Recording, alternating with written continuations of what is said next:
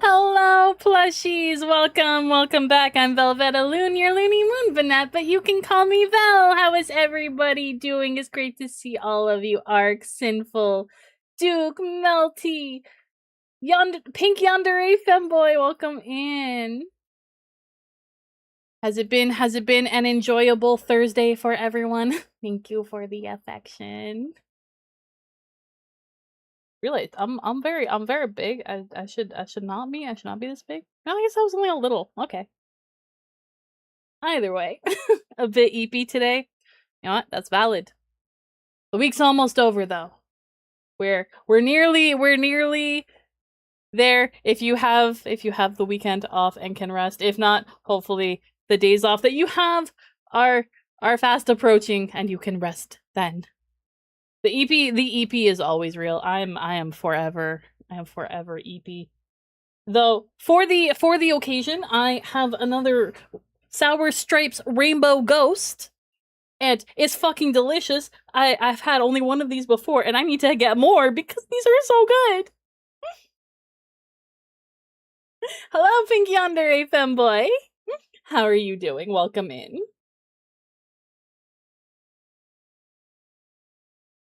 Hoping Scotland gets their 5% chance of getting through. I'm assuming World Cup. But you know, fingers crossed they can make it. Never underestimate the underdog, especially when they're Scottish. Doing good? That's great. I am so glad to hear it. It's been a day, but hey, as we say here, we are existing and persisting, striving to be thriving, doing what we can. And that's what matters. Yes, well, again, hopefully the Scots can pull it off. I have faith.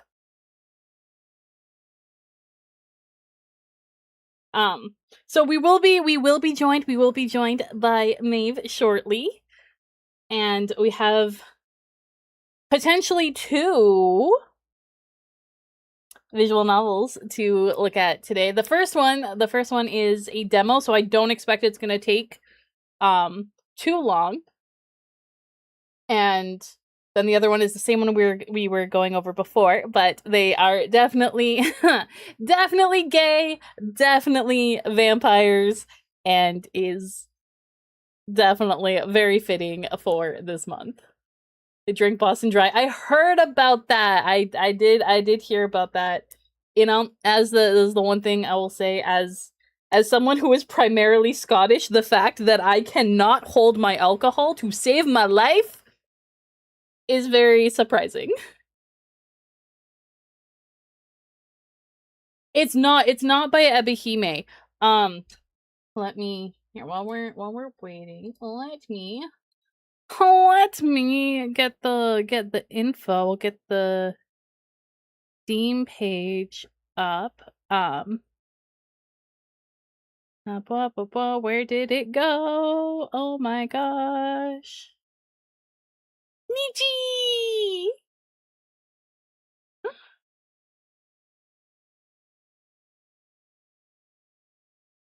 Ikonichi. Thank you for shouting out Melty. You can always count on Nichi to come in with the most positive message, but know that it applies to everyone. So this one is by I'm gonna butcher this. Farcaron Games. It's called Carmilla Crimson Moon. So today arc is going to be visual novels with me and Maeve, where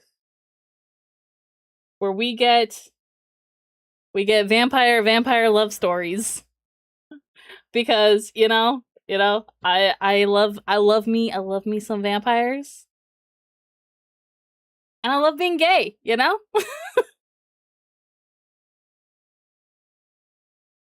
So we get a bit of all of it.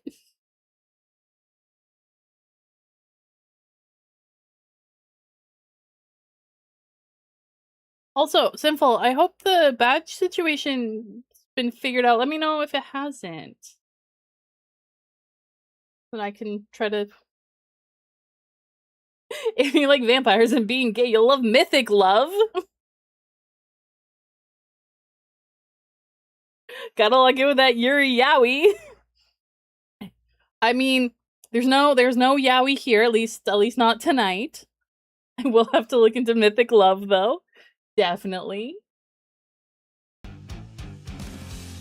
Maeve!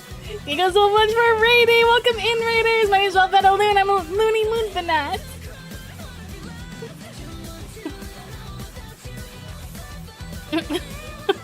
We got double Maeve! Thank you, Nichi. If anyone off of Maeve's stream needs to raid and run, please go take care of yourself. Self-care is always most important. Or if you want to grab a drink, grab a snack, settle in, cause we about to get into this. Hi, Guardian! I hope you're doing well. It's always so great to see you.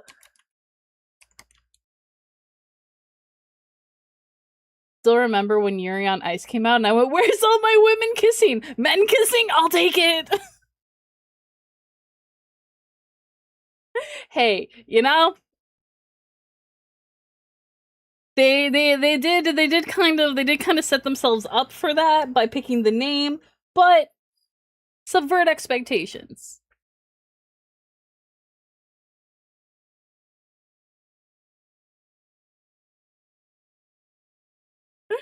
So real, because like men kissing, you know? Yeah.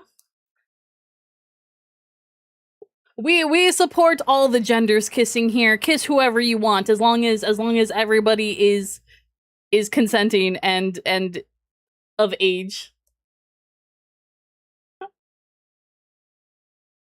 Kiss everybody! Again, with consent, please.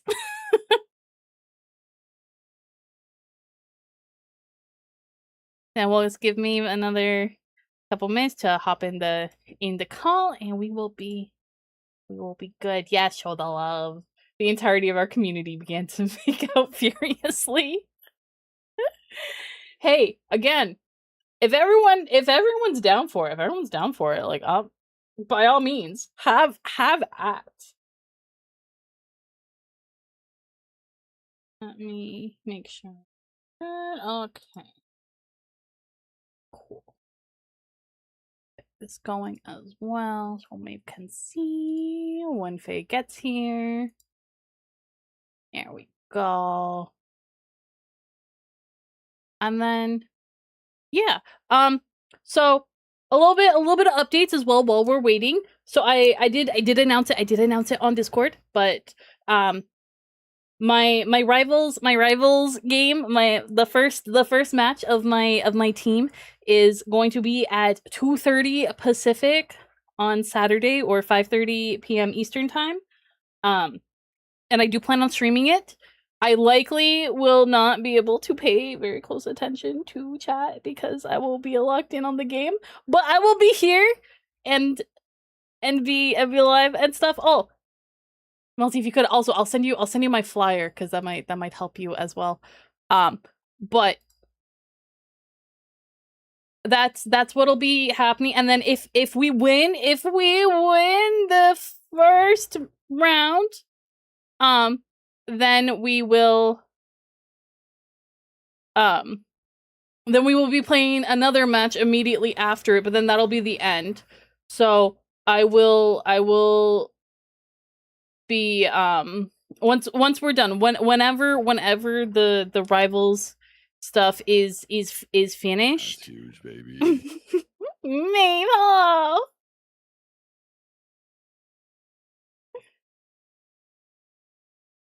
Whenever the rival stuff is finished, then we'll be moving to Resident Evil 7 Biohazard and hopefully getting that finished. And if I did win, if we managed to win. I was externally muted. No, he's okay. I was giving updates for the plan for the weekend, because yeah, if we win both games on Saturday, then I will be playing again on Sunday. So we'll just see how that goes.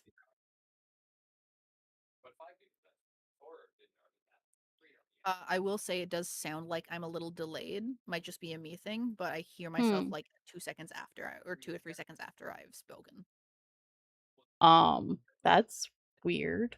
I mean, on stream will always be a little bit delayed, right? Because No, that was me talking. Like I hear it through your mic. Huh?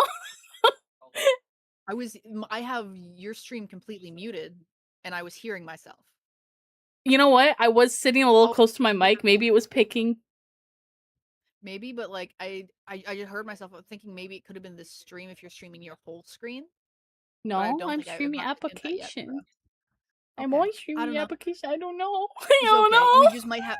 We just might have small voice delay. Don't worry about it. We'll have like 2 seconds extra pauses. Yes, Maeve is Fugi because for whatever reason when we try to do double model, it just always crashes. It's big sad. And then other update. Sorry, yeah, we would model if we could, but yeah, this is the best we got. I can be silly goofy guy if that's better than staring into your soul. No, I think you should be staring. I think definitely staring forever. I'm gonna be doing another rare Friday stream next week. Me and a very, because Maeve is in different form. Maeve is PNG, so we're just a little off. Plus, I am taller than Maeve, so yeah, Vel is taller than me. So canonically, this is accurate. I mean, I'm not this much taller, but like no, this is closer to like me and Zeke's height difference. Yeah. If we want if we want to be accurate, that's probably a little bit closer. Probably a little bit more lore accurate. But yeah, next Friday I'm gonna be doing a very special stream with a OG VTuber friend of mine that I played Baldur's Gate 3 with way back in 2023. We spent like over 6 months together dual streaming this game, and it's been a minute. But he's got a big celebration coming up, so we're gonna do like a little send off thing for him on Friday. I believe that's gonna be starting at 3 p.m. Pacific, so 6 p.m. Eastern, so 4 hours earlier than today. So you know, for those wanting earlier Vel streams, hey, earlier Vel streams are happening spontaneously. It will be an unsober time. The exact details we haven't decided, but yes, it will likely get quite chaotic. Gry is known for roasting the absolute fuck out of me in the best way. So, you know, it'll be great. Love, but like it's gonna happen. Mm-hmm. Absolutely. So yeah, there'll be lots of fun things happening over the next like week or so, and then you know, now we got this. Let's go over here. Let's go over here. I'm gonna make Mabel a little bit bigger. Hang on, let me adjust things. Give me a sec. Don't worry, I'm just gonna be here. I'm just gonna vibe. Move tiny. Move not so tiny. There. That should be good.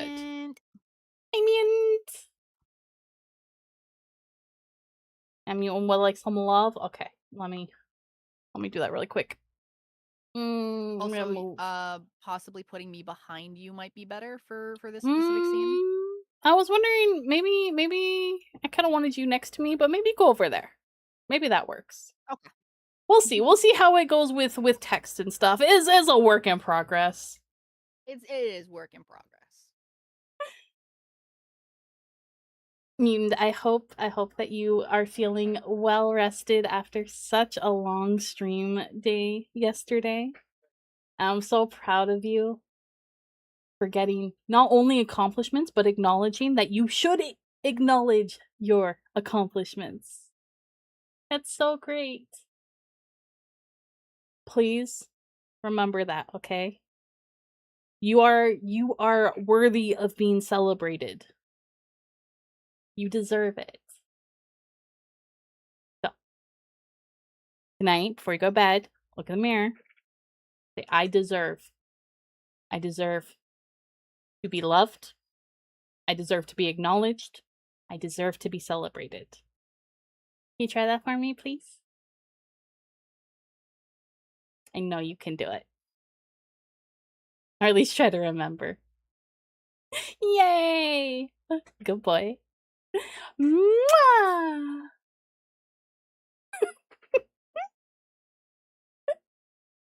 Thank you for clipping that, Melty.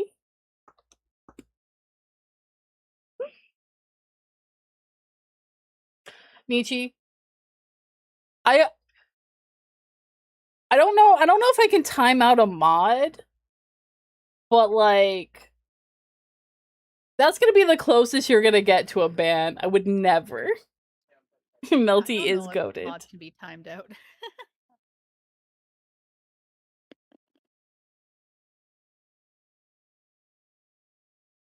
Let's see. It says so. It says so. But I would feel way too bad. So it's candy. You can't have it.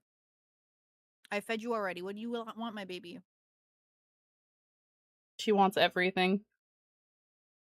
I have little stupid sugar eyeballs for like putting in cookies because we went to Bulk Barn and I wanted to get some sweets, so I got these and like sprinkles. And there's a bunch of other candies as well mixed in. But I've just been nibbling on these, and Soul came up on my lap and was trying to shove her head in the eyeball bag. She sees the eyes. She yearns for the orbs. Orbs, indeed. Alright, let me... We're gonna need this. We're gonna need this full screen. There we go. Alright. Oh no, I am too quiet. Oh no, okay, let me fix. Oh yeah, no, we definitely can't have Nietzsche lose his mod privileges. Definitely not. No. Alright. Well, I did turn up Discord, so hopefully that helps. Yes, hopefully.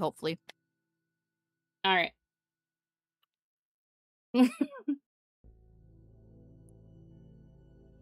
No, Nietzsche, you stay as a lead mod. Absolutely. Okay, let's get started. Maybe you can see it okay on your side? I should be able to see it, yeah. Okay, I cool. did turn it down a bit so I won't hear the game as much, but yeah. That should be fine. I stand at the window and look out into the forest. Spring is thriving in Styria. The black pines on the lower slopes are threading green, and the garden below is blooming with roses. I just see your preference screen right now. Huh. Okay. Hang on. Okay, there we go. Now okay. I see it. For whatever reason, the preferences was still up. I'm like, what are we reading? What's going on? I'm just throwing out some prose, you know. I'm freestyling it. Just freestyling, dropping a good beat, getting a good poem out there. Okay, go ahead. I can see. Okay. Madame Perrodin, the governess, sits nearby. I can feel her gaze upon me, kind yet strict. Her gaze has followed me for more than 15 years. She has cared for me ever since my mother's death, which stole the warmth from these halls. My father, Lord Astor, is the master of this castle. Today he is away on a solitary hunt. I pray he returns before the night starts to deepen.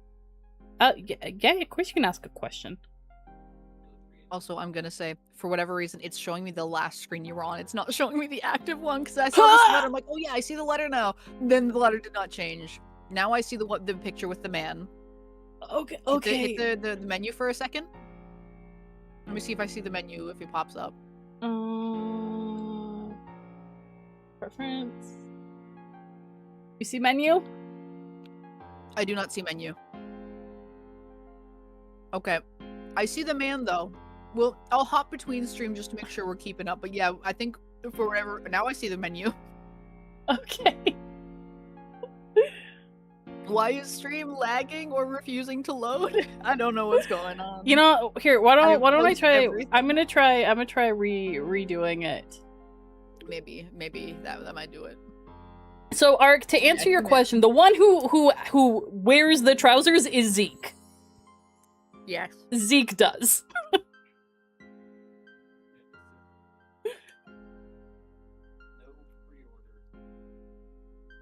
But we also prefer not wearing pants. Yes.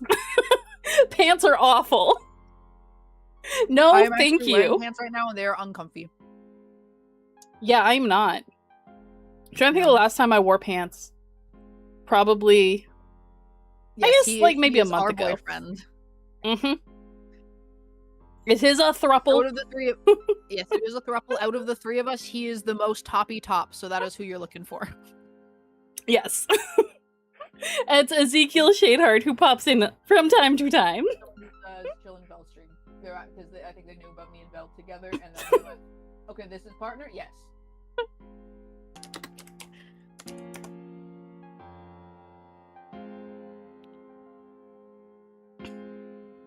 Please One day we'll be free of it. Oh.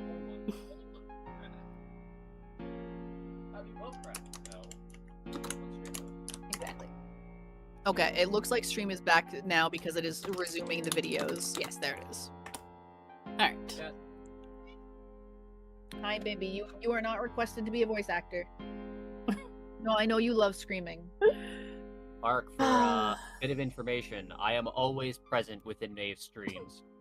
I can be always present within Vel's as well. I'm just not. He's just a whisper away. I can be. I can be present in either of their streams at any time.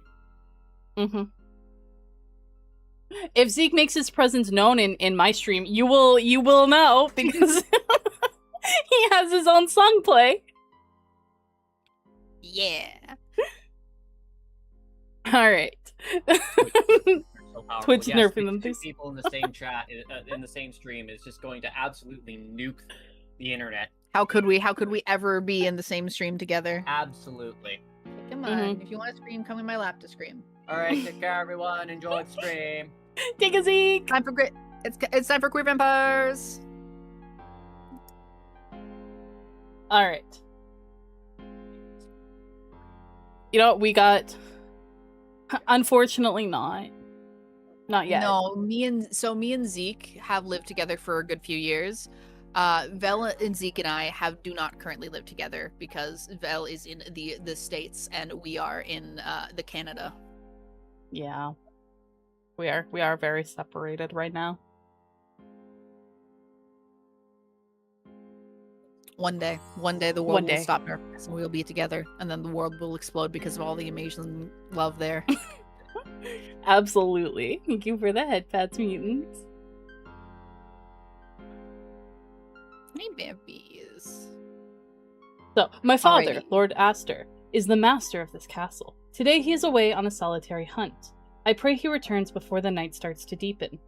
My father denies me nothing, except permission to leave the castle for a season in the city. Hopefully it changes for you! Do you see new page? I have to wait for stream. I don't know, this game I think might just be really finicky with this thing. They're probably similar to like how the one game is more framey. You know what? Yeah. We're gonna try something else just really quick. If it works, it works. If it doesn't, I'm just gonna do that. There you go. I see your mouse and I see the page. Okay. Let you know yeah, I'm just giving you my whole screen now. Okay. Thanks, Ark. I hope so too. Oh yeah, full trust. As unseasonal wind moves through the pines, it carries a low, restless sigh that finds its way between the stones and under the doors. I hear a beautiful voice call out to me. Again. Do you want to take the voice? Sure, I think maybe the voice definitely would be probably on the lines of that. Mm-hmm. Laura, my sweet.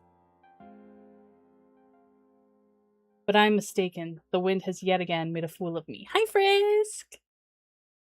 Did it change? Page change? No life model for me. We're having enough scuff as it is, unfortunately. No, we already have enough stuff. No, stream is more updated than this screen is. I see your mouse still moving, but it's keeping the old... Oh, now I see the new letter. Jeez. Okay. Why is it like... It's more delayed than stream is. All right. Well, this is a demo still, too, so, you know. It is what it is. My heart sits heavy within me. I remain here in comfort, surrounded by velvet and old portraits that never blink. Yet comfort is not companionship. I yearn for someone to walk these corridors beside me, to speak with me under the same starlight. Does not the star itself yearn for the moon? Does it not feel the ache when the moon hides her face behind the clouds? Or is the moon toying with the star's affection when she turns crimson? I wonder. The hall. I now see the hall. The letters were just weird. Oh, now I have more text on the screen. There is the heavy heart again. Okay. I'm just not going to trust the stream. We're just going to go with regular hall. So I assume that I am then Madame Perdon? Yeah, if you wanna take that, I'll be the main, and we'll go from there. Would you be willing to give mutants some Of course I am. I'm never gonna say no. I will let you go first though, because again, I am at stream delay for where things are.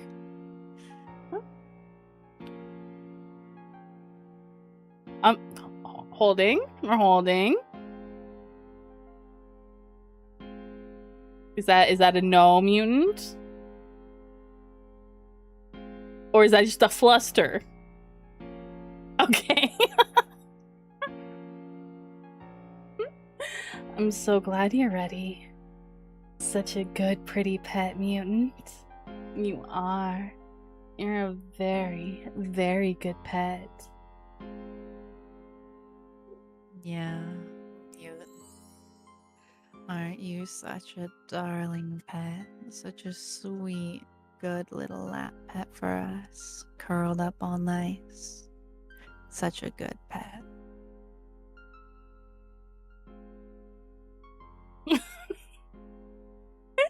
Thanks for the bits, Eve. I appreciate it.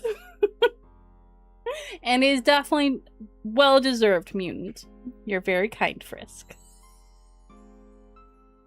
Alright, take it away, Maeve. My lady Laura, you stare at the road so intensely. I was merely thinking, madam. The forest seems hungrier than usual today. Papa hasn't returned.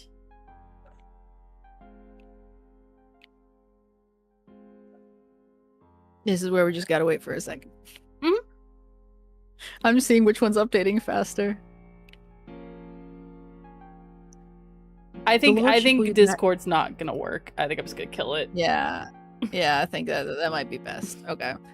So I can't read the very first bit of the words because my body does block that bit for me. Okay. That's fine. We're gonna figure this out. We're gonna make it happen. Maeve upside Maeve down. just- Maeve upside down on the top corner. Maeve is a bat now. I mean, we could. I mean, I could also switch to like Little Foogie if that's more preferred. As much as I will be. No, it's okay. We're just gonna make you a little bit smaller, and then that should be good. There. Yeah, I can see now. There. Okay. Okay. Okay. His lordship will be back just after sunset. He was quite clear when he departed at dawn for the hunt. I pray you do not needlessly worry yourself.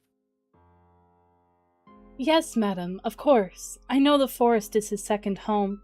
I only wish he would spend more time with me. But I worry that next to me might still hide words, but we'll try that. We'll try that. Next to you should be fine. I would say, if anything, you could kind of tuck me. It would be better if you could use me in your model, because then you could like put me between layers, but like pin me again in the thing. It'd be a weird way to do it, but yeah, I think this should be fine. At least mostly, I can guess the end of words better than I can the beginning. You could just be in front of my tits. It's fine. Just have to move when we do love. It's okay. Or might have to do love from a distance. Yes. We censor the booba tonight. The booba is only here to distract us.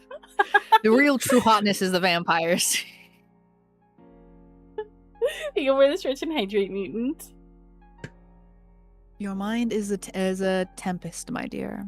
Come, while the maids are in the kitchen, let me draw you a card for you. It may settle your spirit. Oh, madam, I do enjoy your tarot cards. It has been many months since you drew a card for me. You know, we love tarot here. This is the house of tarot, so. Hush, my dear. Not everyone thinks of tarot in the same vein as you do. His lordship may not approve. But they are just cards. Surely they are a harmless pastime.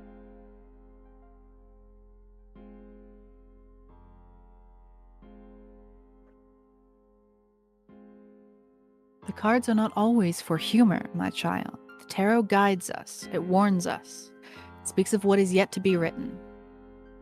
But madam, for the last 2 seasons, they never have anything interesting to say to me. It's always patience and duty.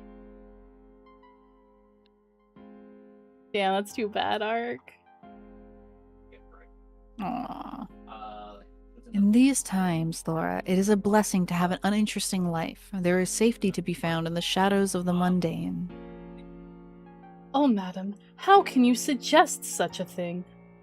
To only favor safety is to favor a dull existence. I have no friends, no companions, no one of my age to speak with. A slender thread of hope remained. That Papa's friend, General...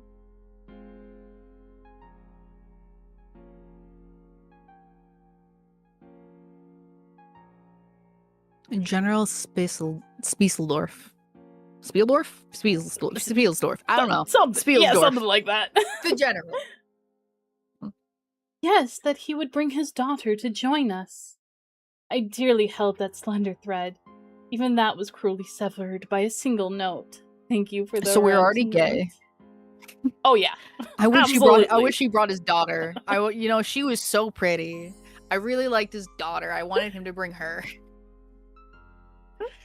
Oh dear child, you have my deepest sympathies. The general's refusal was most unexpected, and he offered no reason for not coming.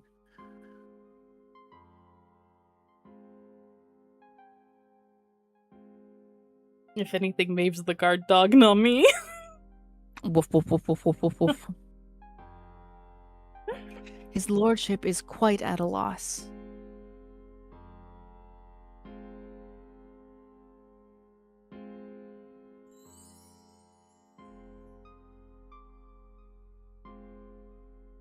So no, we have been together since we've known each other online. We've not gotten to physically meet in person. That would be a dream.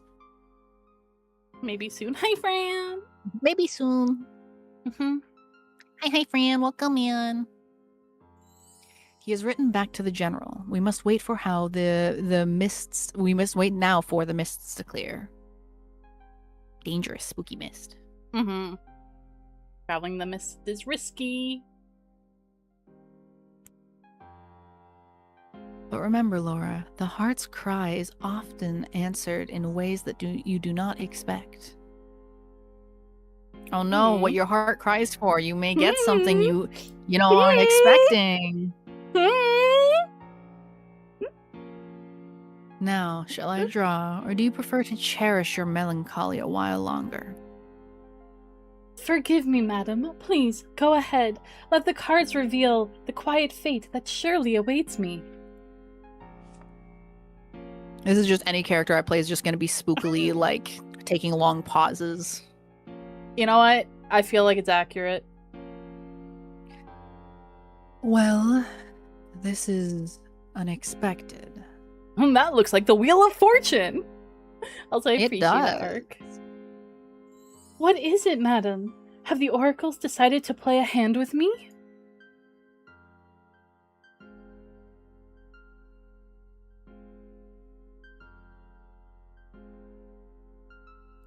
It I know is my the cards. 10th acrum, La Rouge de Fortune, the Wheel of Fortune.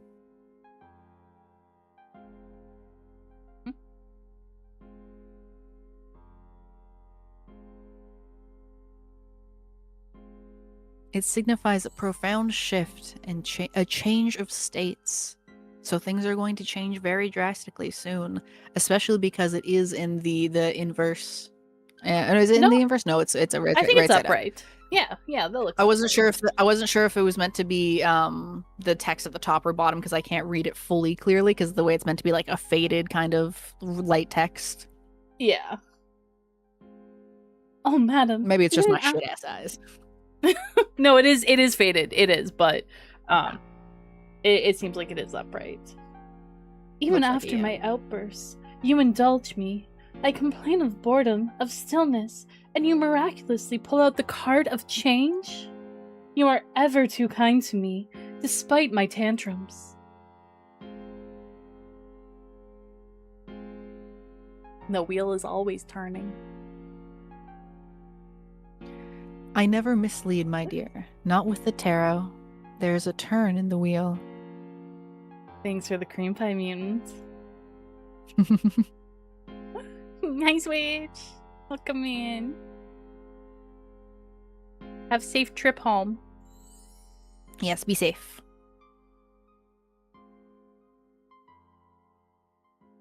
Something was at the bottom is rising. Something at the top is about to fall. In the Styrian countryside? I am most intrigued to see what could possibly turn in this wilderness. A carriage? At this hour? And driven so wildly? Always cream the bun. Do yes, indeed. Cream the bun, make the bun cream, all the different creams. His lordship was on horseback this morning, so it cannot be him. Who would be approaching the castle with such desperate haste? Madam, what in the heavens could that be? We must go to the gates.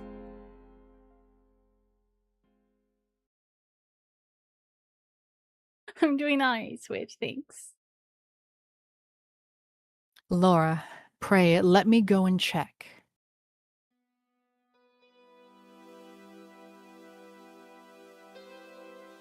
It is him. Ah, here he is, his lordship. Oh, he appears to be carrying someone in. Ah, so he hooked up his horse to the cart carriage, I guess? I guess so. Oh. Switch did say that she was driving home. Do we wanna wait till she gets home? I don't.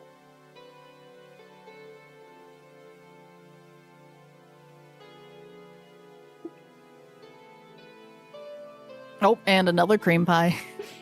All right. So yeah, since Switch is about to hit dead zone, we will wait on that. Thank you for the cream pie arc. And for mutant, Yeah, let's not get our friends into car crashes. no, but mutant's not driving. I won't zoom in. I won't zoom in, but I can do it. I can do it from here. I can tell that mutant so full of love. What a kind, caring puppy you are, mutant. You really are such a good puppy. Very best puppy, a darling pet. Would you like to get head pats? Would you like to be scratched? Would you like to cuddle in bed?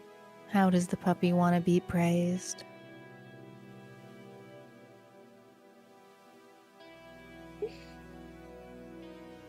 Papa walked in carrying a young lady in his arms. She seemed to have fainted, lost to the world. All of the above does sound good. Let's be real. You know, just head pats, affection, snuggled up. You know, best kind of. Mm-hmm.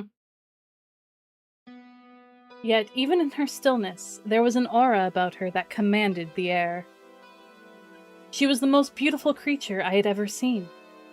Hair that would put the moonless night to shame, and skin as delicate as a dewdrop trembling on the tip of a reed. Papa carried her up the landing to the guest room with the maid Dory and the footman. They all came down after a few minutes. Who was that, Papa? What happened? Hi, Malik. It's great to see you. Welcome, Han. I hope you're doing good. Would you like to take Lord Astor? Or do you want? I don't mind. I don't mind taking the other characters. I assume Laura, being our narrator, is going to have a lot of more narration. So I guess I'll leave most narration to you, unless it seems from a different perspective. Sounds good. I'll take on the additional characters. So,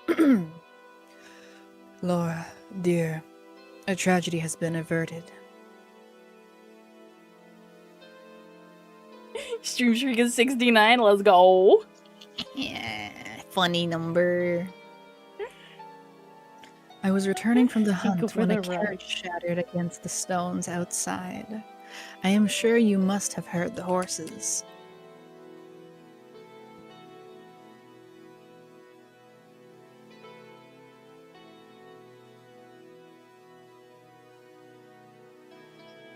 You do deserve love. Switch. Actually, while we're waiting for Maeve to catch up to stream. Switch. You absolutely deserve love and support. Think about all you do for everyone else. All of that you do, you deserve it just the same. Just as much. I don't know, maybe even more? Who could say? But definitely at least equal. At bare minimum equal. Because you do, of course, you deserve equal at the very least. Mm-hmm. You are so incredibly thoughtful and kind and caring and wanting to just make other people happy. You have to remember to make yourself happy too. Always look out for yourself. First and foremost. Yeah. We all care about you. So keep doing the best you can, okay, Switch? 'Cause that's all we're asking. Just be nice to yourself. Please. Mwah! And then for Eve, Anana, Ara, dear Eve. Get hit with the We did. double. Double the aura. Mm-hmm. We did, your lordship, but I deem it better to remain inside than to run headlong into the dark.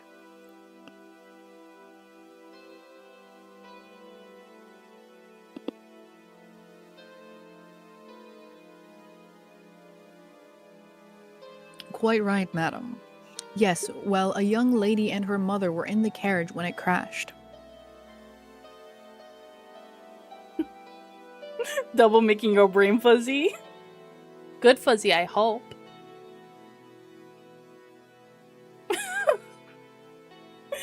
I believe in you, Eve.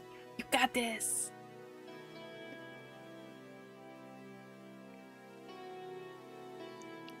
It is a miracle that they were unhurt, though the young lady fainted.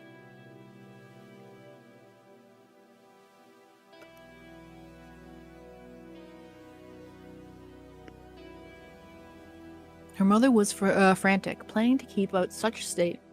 Well, I would hear none of it. Maeve, I just had a thought. Hang on. I want to see if this works.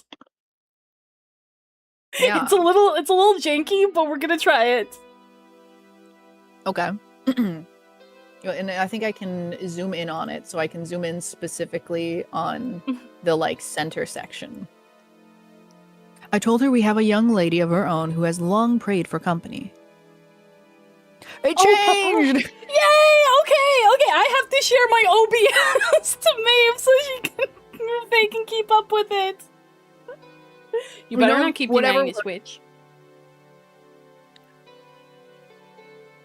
Yes. That is yours, oh, though. Papa. Thank you. That is very kind of you. It is nothing, my dear.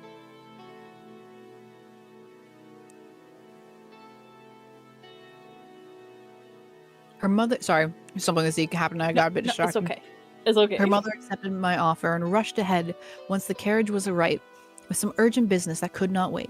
Oh, so the mother left her child in our care. Okay. Okay. Hey, friend. My friend. It seemed the wiser counsel to have the girl stay with us until her strength returns. Mm-hmm. Madam, will you please check on her? Dory is with her, but the young lady will need your seasoned hand. Certainly, your lordship. I will make way to her chambers. May I go as well, Papa? My lady, let's keep the girl company until she has regained her composure. Or let me keep the girl company. Your enthusiasm may overwhelm her fragile spirits. That is a lot of bullying to mutant. So I will allow it as long as he's okay with it.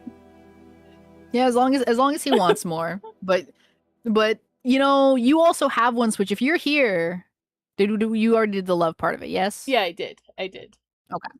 I wasn't sure if you were just being extra because Switch was denying the love and affection. No, that was for the redeem, but we will always give such a good boy more praise. You are a very good pet mutant. Very sweet, good boy. One of the best boys. Such a darling little puppy. You know we love puppies in this household. Puppies get the most attention. I think we're gonna make it we're gonna say we gotta give it at least half an hour before we bully mutant again. Let mutant be. Yes. I will personally deny the redeems for the next little bit if anyone tries. All right. You're right. I will wait. I only wish to help. No, I only wish to help. I feel like that's the. She looked so lonely. Papa, please, Papa. A tender heart is a heavy burden, Laura. It is kind of you to worry for a stranger, but do not let your sympathies outrun your senses, my lady. Now we're in the dining room. Damn, can't go see her. Must sit in dining room.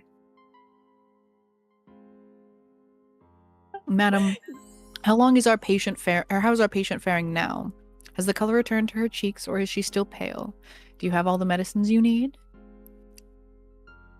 She is doing well, your lordship. The girl is resting deeply. Sleep is the only physician she needs for the moment.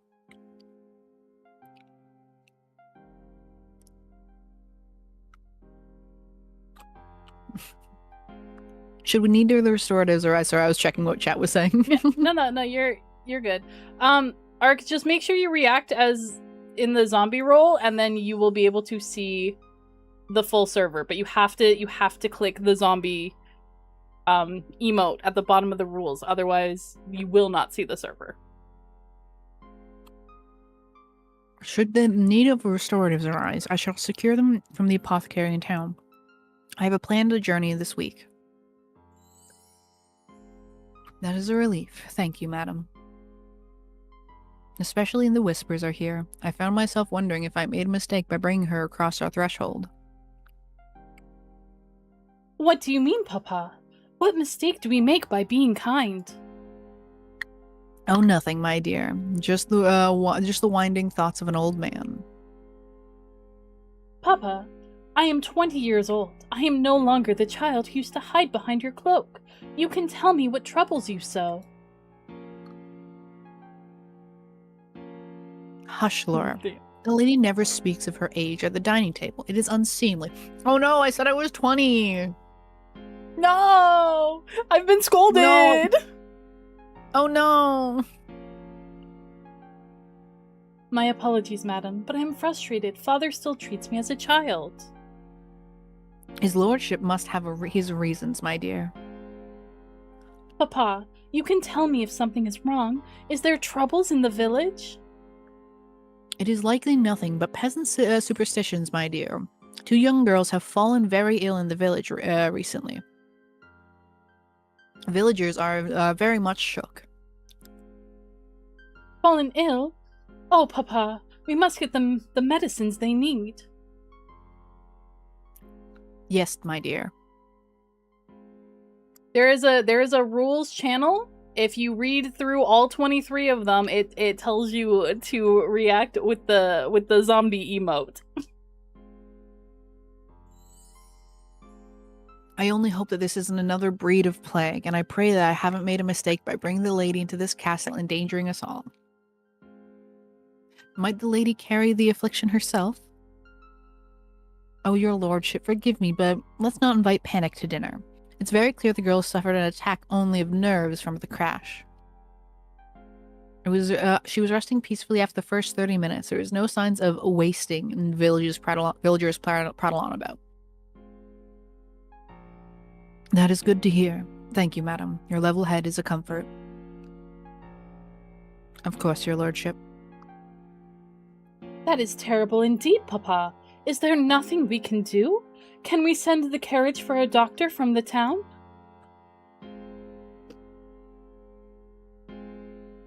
We are doing all we can, my dear. I'm sharing our supplies and medicines, but the illness is strange. It strikes with a sudden heaviness. It weakens the victims as if their essence has been taken away. They simply fade away. Oh no, I'm fading. Something's taking my life energy. I wonder if maybe something's feeding on them. Oh no, don't feed on me. Her mother told me as she departed. In her haste, she forgot to divulge their family title.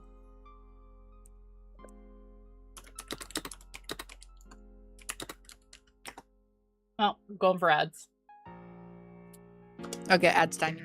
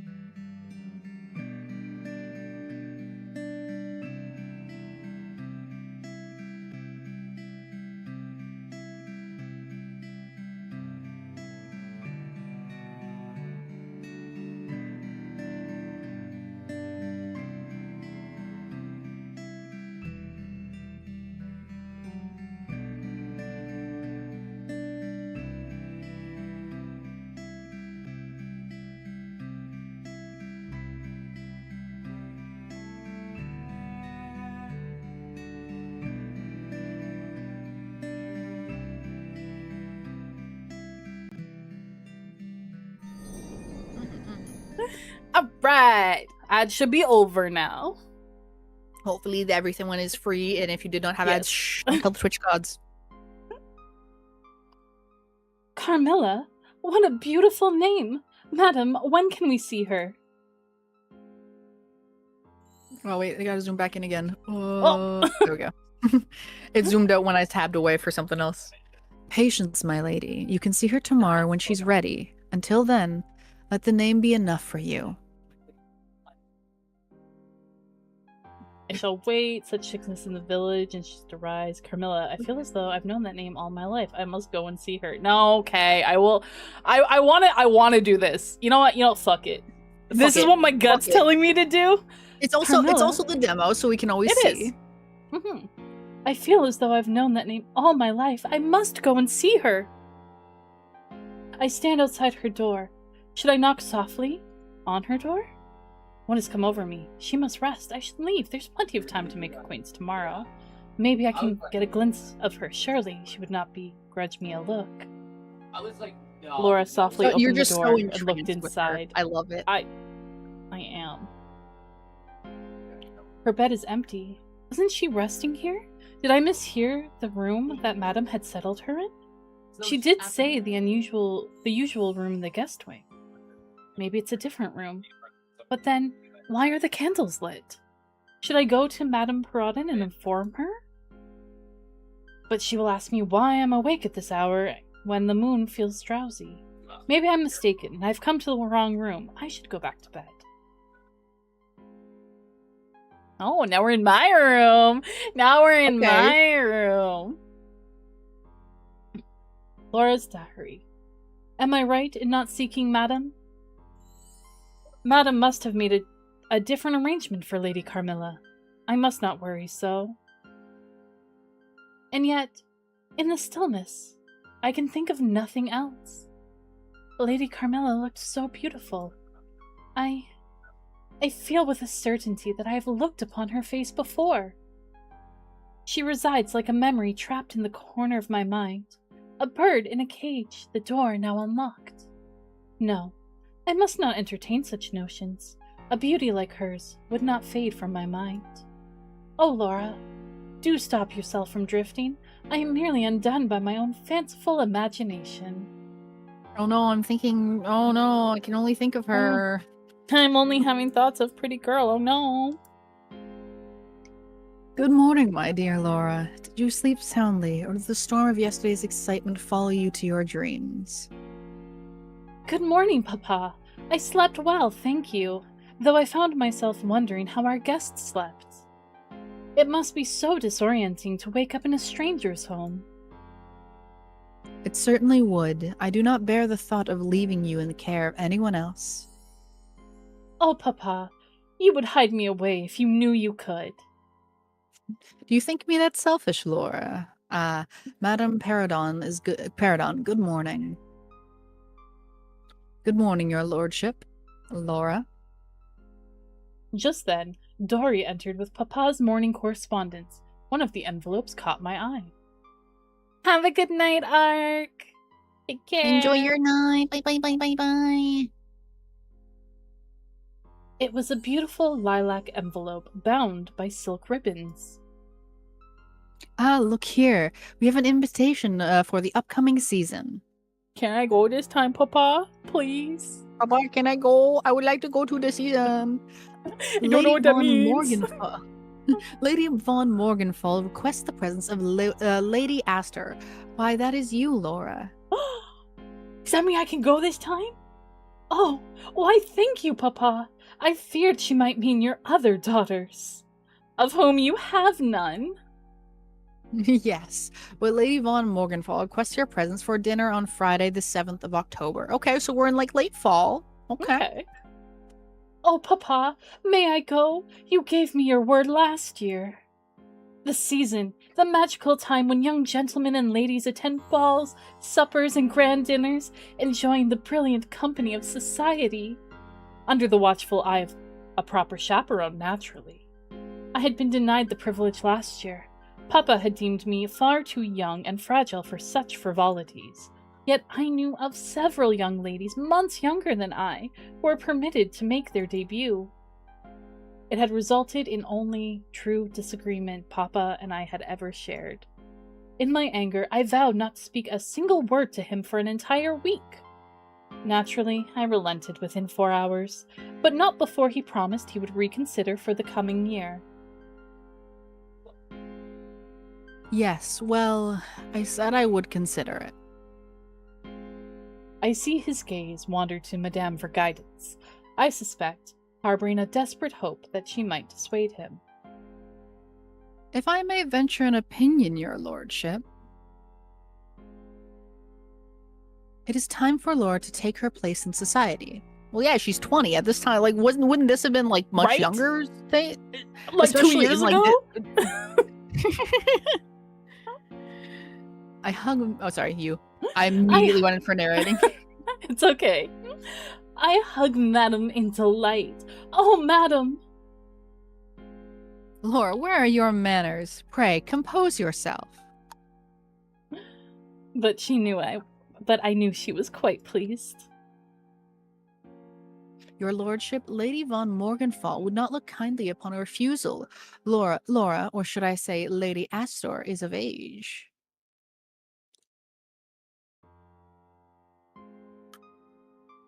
Should she absent herself this year, it might be construed as a deliberate slight on your lordship's part. You can't have that. Not in polite society. No. You're right, Mm-mm. madam. I suppose I have been hoarding this precious jewel of mine for far too long. I feel a warm blush color my cheeks, a mixture of intense happiness and slight embarrassment.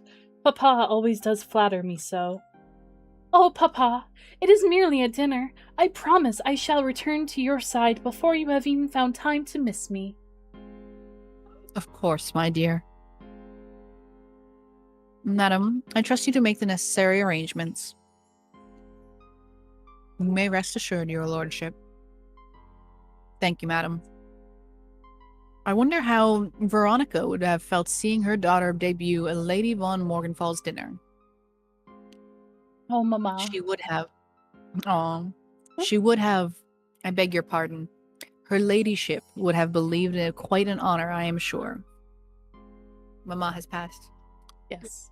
It certainly is. Why it wasn't too long ago that I met Veronica at such one dinner parties. Well, that's over 20 years at this point, no? I was gonna say, it's been at least 20 years, my guy. It was her second season. And it was your 5th. The story has escaped your lips more time than I can remember, Papa. You saw her across the dinner table and bit into your fork handle instead of the food. How else would one command the attention of a beauty like your mother's? I fear for the safety of Lady von Morgenthau's silver on the 7th of October. Oh, Papa! I sense a heavy heart underneath his happy manner. He dreads the day he must lose me, as he has delayed it for as long as he could. I notice a gentle sympathy soften Madame Perrodon's expression. I am certain she shares his melancholy. And yet, she remains steadfast in her belief that duty must be performed at its appointed hour. I can hear her. One may cultivate the finest bloom, Laura, but it must be brought to the light before it withers. Laura, we must begin practicing our curtsies tomorrow morning. I will not have Lady Astor committing any unfortunate faux pas at such a grand table. Of course, Madame. Papa turns away, looking at the sunlit gardens in absolute silence. I wonder if his mind is drifting to the lonely years ahead, when I shall marry and leave this castle empty. Stepping closer, I gently squeeze his hand. He is truly the most tender and devoted of fathers. Nothing like the cold, unfeeling patriarchs I have read of in my hidden romance novels. And yet, even as I hold his hand, a strange undercurrent pulls my thoughts back towards the guest wing. For now, Papa, I am far more captivated by our unexpected guest. Madame, how is she doing? She must have slept soundly enough. Dory has gone to bring her breakfast and to see to the linens. Her ladyship is still in bed. Madame, where did you settle her last night? And the guest wing, Lady Laura. Where else would we host a lady? Oh, I thought you might settle her in a room closer to you since she wasn't well. No, my lady. She merely suffered from a case of the nerves, so her room in the guest wing seemed most appropriate. Of course, Madame. Well, I believe we may all pay her a visit now. I've already explained the circumstances of her accident to her. However, if your lordship could spare a few minutes, I'm sure it would put the young lady's mind at ease to meet the master of the house. Why, yes, of course. A few minutes is a small price to pay for the comfort of a guest. Let us go. Up to the guest room. Here we are in the guest wing, Lady Camilla's room. My Lady Laura, your lordship, after you.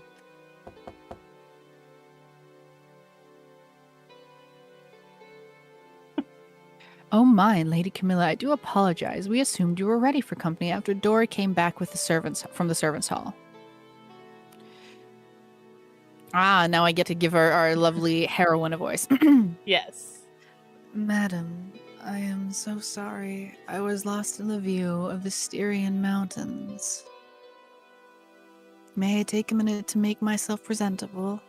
Would you like me to take one of the other voices? If you would like. Would you like to do the madam or the lord? I'll do Papa. Okay, you'll do papa. Yes. Of course, my lady. We shall wait. A little less for you to have to take on. A little less. Please, come in. Good morning, your lordship. I am Carmilla. Yes, good morning, Lady Carmilla. I trust you are feeling better after that terrible crash yesterday. Your lordship, how kind of you to ask. Yes, I am much better. Madam has been ever so nice to me and patient with me.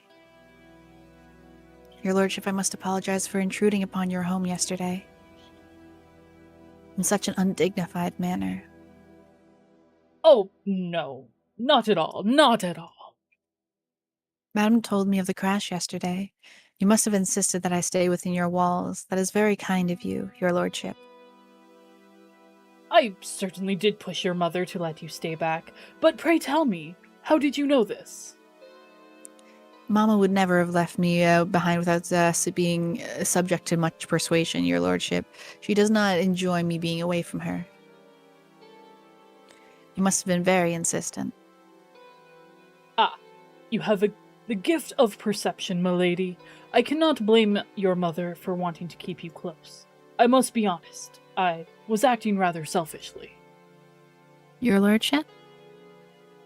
I was hoping you would be a worthy companion to my daughter, Lady Astor.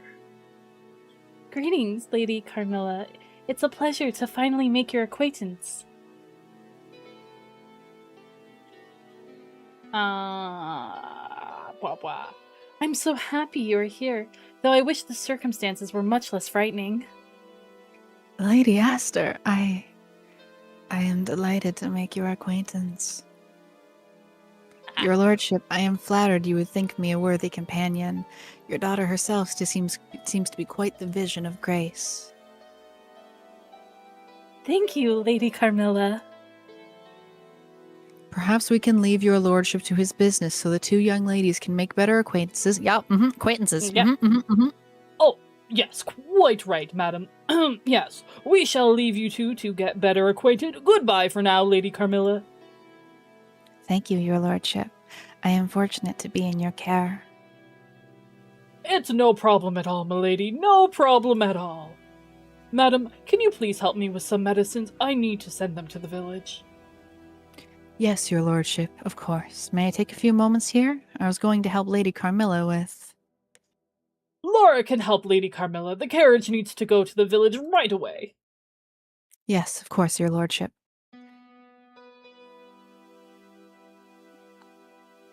We don't need a chaperone because we're just We two don't need girls. We're just two young women. That's it. Yeah. How kind of your father is, Lady Astor. And Madame Peridon has been most attentive. Are we gay with the Lady Aster, the Lady Paradonna as well? What? Maybe. And you have been... I have been. Oh, I dare not say. It's too soon to utter such words. We gay me? right away. Let's go, me. I fear you'd only doubt the sincerity of what I may say. No, Lady Carmilla. Why would I? Well, if I must speak, I will. Lady Aster, you have been... You are... a dream. I beg your pardon, Lady Carmilla? Lady Aster, I can scarcely believe it either. I beg you to come closer so I can be sure that my eyes do not fool me. Whatever is the matter, Lady Carmilla? Lady Aster, I have the strangest sensation, as if I am not meeting you for the first time, but merely waking up beside a memory I had lost. Uh-huh. What a poetic thought, Lady Carmilla. Perhaps it is just the shared shock of the accident. We are both still a little unmoored. No, it is more than that. A few years ago, I fell into a deep, hollow fever. In the heart of that fever, the heat, I saw a face. Who was it, my lady? You are scaring me.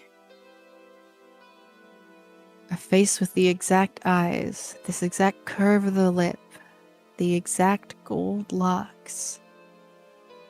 I battled the fever and recovered. I have searched every ballroom and every street in my waking life for that girl. The girl who saved me, or the girl from who I was saved. She has haunted my dreams and my waking hours, till now. And here she is, hidden away in a castle in Styria. It was you I saw in my dreams, Lady Aster. My heart feels like a bird trapped in a cage of ribs. I looked into her eyes, searching for a flicker of jest, a hint of the mockery I had sometimes felt from the girls in the capital. But I found only a deep, drowning intensity. I told myself, she is feverish still. The crash has unsettled her mind. I told myself, a beautiful lady can say beautiful things. It means nothing. I told myself many sensible things. But none of them could form a hold on my heart. To think that while I sat here in this lonely castle, season after season, watching the same pines, the same roads, someone, somewhere, was dreaming of me. Someone was carrying my face inside them like a wound. I have wished for companionship. I have longed for it even before I knew what longing meant. I looked out of these windows and asked the forest for an answer, but the forest stayed silent. Till today. And I do not know whether to be grateful or afraid. It feels like a fairy tale or a haunting. I'm beginning to suspect those may be the same thing. I can't believe it, Lady Carmilla. Are you teasing me? It would be ever so cruel if you were. Did I not say it was foolish of me to confess? Did I not say, Lady Aster, that you would doubt the sincerity of my words? You misunderstand, my Lady Carmilla. I would never tease you, my sweet. Our souls have been whispering to each other across the dark for a long time. Tell me, did you hear me? Did you see me too? Baby.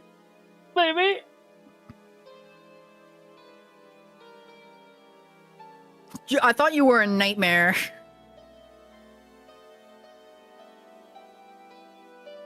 But like we did at the very beginning. At the very beginning, there was the voice. There was. It's definitely. I don't like this last one. Pish posh. No way. No, thank you. Pish pot. Nope. No. There is intention there. We're gonna try. We're gonna try the first one because again, I'm just gonna roll with my gut. Okay. You know, sometimes your gut works. And then other times not at all. Yeah, sometimes. I thought it was a nightmare, but now I see the beauty in it. A nightmare, perhaps. But aren't the most beautiful things always a little frightening? At times forbidden, but entirely tempting. Gay panic. Gay panic. Gay panic. Forgive the intrusion, my lady Carmilla. I am loath to break up such a charming confidence, but I must look after your health. You only just returned from the brink of a faint. Hi, Yeti. Welcome in. I hope you're doing good. Madam, we were only talking. Lady Carmilla was telling me about... I'm sure she was, but talking consumes the spirit as much as walking consumes the feet. Lady Carmilla, you must rest. The shadows are getting long, and your pulse needs to settle. Must I go? For a few hours, yes. It is lovely to see you finally have a companion to spark the light in your eyes, Lady Aster. There is a spark. Truly Fine. is. But we must be careful not to burn the candle at both ends. That's a fair comment. She's like, hey, y'all move real quick. Chill. Go down to the parlor. You also wanted to look at the roses in the garden. I shall bring Lady Carmilla down for tea in a few hours, and the pair of you can be reunited then. As you wish, madam. I must also share the blame. I am afraid I simply couldn't help but get carried away in the presence of such a charming companion. I quite understand, your ladyship. I shall settle you now, and may you continue delightful discussion over tea. Maeve is excellent with voices. The gay panic is so real, though. Oh my god. This is really well written. It is. I found myself walking towards the sundial, my shadow stretching out like a long, thin finger pointing towards the guest wing. I am waiting for a bell to ring, for a door to creak, for the world to start again. The roses are turning early this year, Laura. Look at them. Brown at the edges, yet centers are still blood red. It's the strangest season. Perhaps it is the heat, madam. We continued our walk. My eyes noticed a black object near the hedge. Was that my black scarf? Madam! What is it, my dear? Is that a dead bird? A dead bird? Let me see, my child. Yes, it is. A raven. Her soul is no longer confined to her body. Madam. I recognize this raven. See the silver mark on her neck? I would feed her the little treats near the kitchen. For a moment, I can sense something more than grief across her face.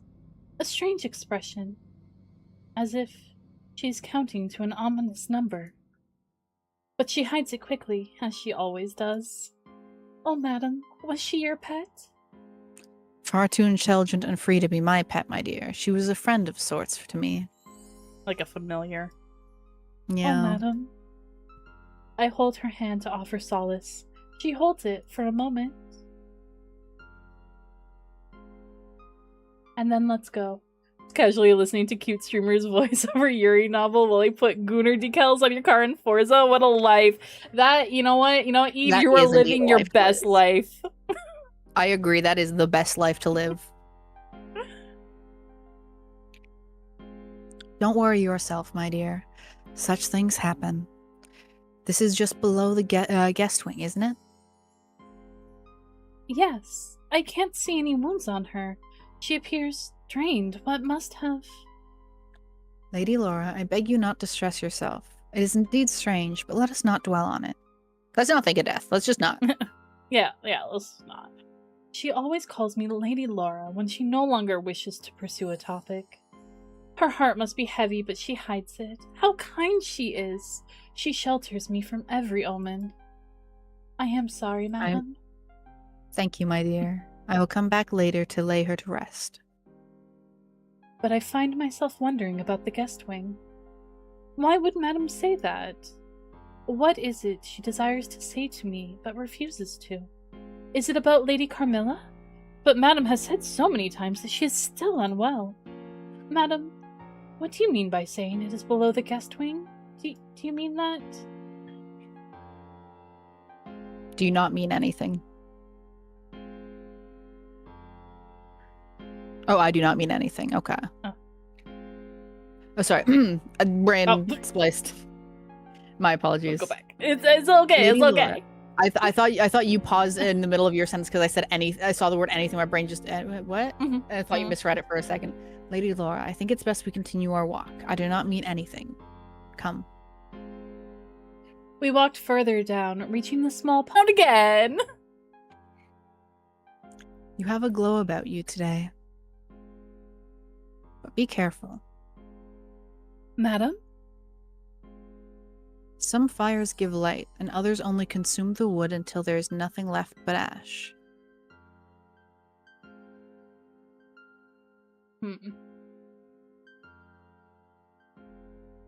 There are fires which still light up no matter how much water is put over them, or... Oh, curse. Yeah, I was looking for that. That's why I was spacing a bit. Stand by.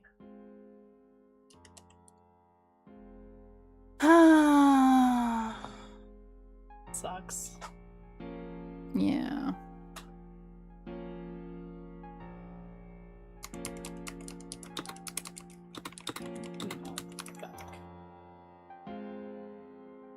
If not Bach. Bach. My stream is not Bach. I will be Bach. I'll be Bach. I want you to know, at knitting today, I vocal stimmed your pump up the jams.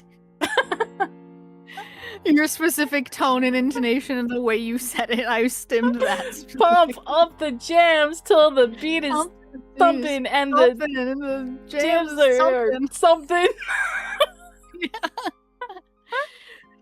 Someone either said pump it up or jams, and my brain just immediately went to that, and I did not have a thought in my brain. You know, the vocal stims, they happen. We can't help it. They do. I think I'm not gonna push the bird. I'm not gonna push the bird.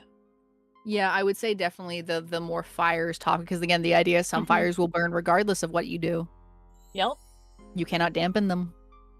And there are those fires, in all madam, the way in which still light up no matter how much water is put over them or how wet they get. I mean, what? The wind's wild today. It is. There. The summons for tea. And about time. Come, Laura, let us go. I'll bring Lady Carmilla down as well. For tea. Back in the dining room. Laura, come, dear, sit beside me. How did you find the company of Lady Carmilla? I'm quite curious to know. I think I won't. I think I don't think I'm gonna go too gushy, you know. Yeah, maybe we don't tell them about everything she said. Just, I enjoyed it, but like the madam said no. She said I can't. It was wonderful, Papa, though madam was quite firm about her needing rest. Madam. I was just trying to belt it out. Yeah, go ahead. As always, the very soul of pragmatism. She would put a blanket over a fire if she thought the sparks were too lively. Oh, I think I hear them now. Please, Lady Carmilla, come, have a seat. You must not stand longer than necessary. Please, Lady Carmilla. Thank you, your lordship. May I again express my gratitude to find such sanctuary. Mother and I are deeply in your debt. Think nothing of it. A house as large as this is a tomb without guests. It is my duty and my pleasure. I am especially grateful for the acquaintance of Lady Esther. Mm-hmm. I am yet to meet a more charming lady in all my travels. She is a credit to your name, your lordship. Oh, you flatter me so, Lady Carmilla. I am only myself. Lady Carmilla, which tea would you prefer? We have a robust black or a more delicate herbal blend. Lady Esther, what would you recommend for a guest who's neither nor fully awake nor truly asleep?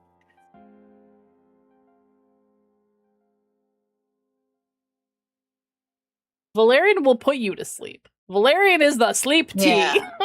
I mean, she is asking, like, essentially what's something that either wake me up or put me to sleep, because I'm between both. Mhm. So what would you recommend I do?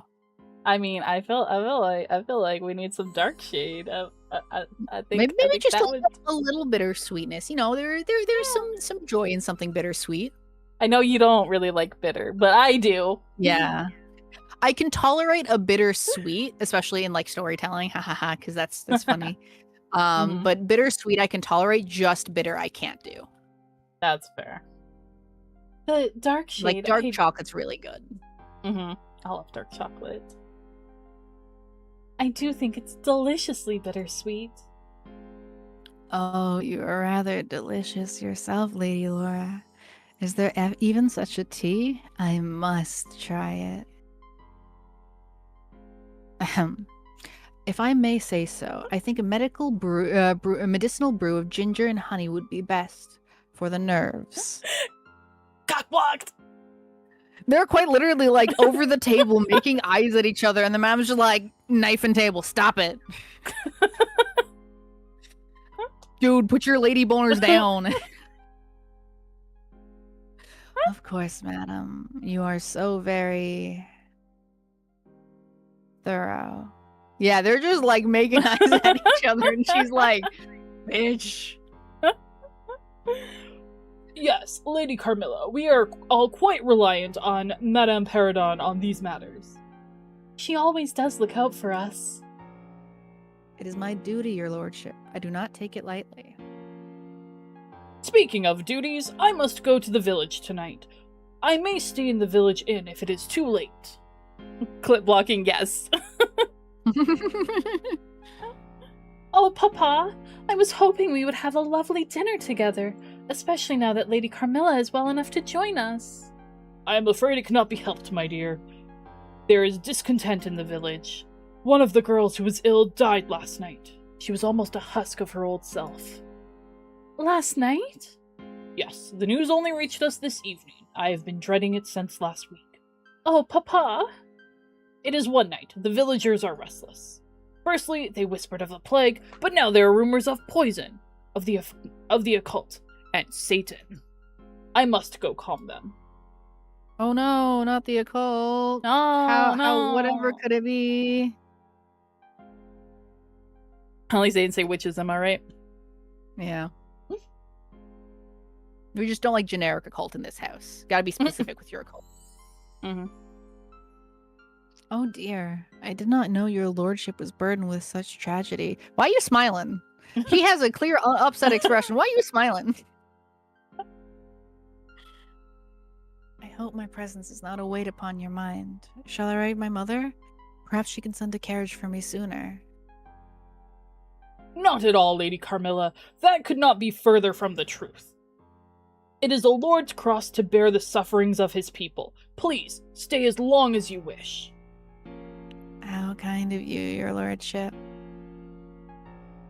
I am most displeased with you, Papa. Leaving us on her first night?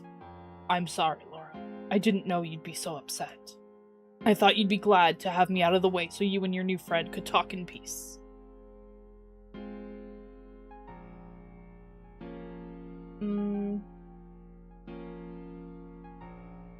I think this one. Lady Carmilla and I cannot stroll in the garden after dark now. You never let me walk the grounds if you aren't at the castle, and the moonlight is so fine tonight. A night stroll? My dear, it is damp and cold tonight. I am glad to have an excuse to keep you and the Lady Carmilla inside. In any case, I recommend Lady Carmilla have one more evening of absolute stillness. No! I shall bring her ladyship dinner tonight. Her ladyship shall not navigate the drafty halls of our castle just yet. Now she looks grumpy too. No, she's like, ah, fuck you. God damn it. Madam, why must you always be so strict? Calm God, her down, face my lit dear up Laura. real quick. Let us not Why are be you so petulant. strict? Madam is just being careful. Thank you, your lordship. As you wish, madam. I feel quite well, but I suppose your exquisite is your Acquiesce. acquiesce? Acquiesce. Yeah, it's a weird Okay, word. acquiesce is your guidance. You have been so very helpful. Thank you, Lady Carmilla. Laura, come. Let us see your father to his horse.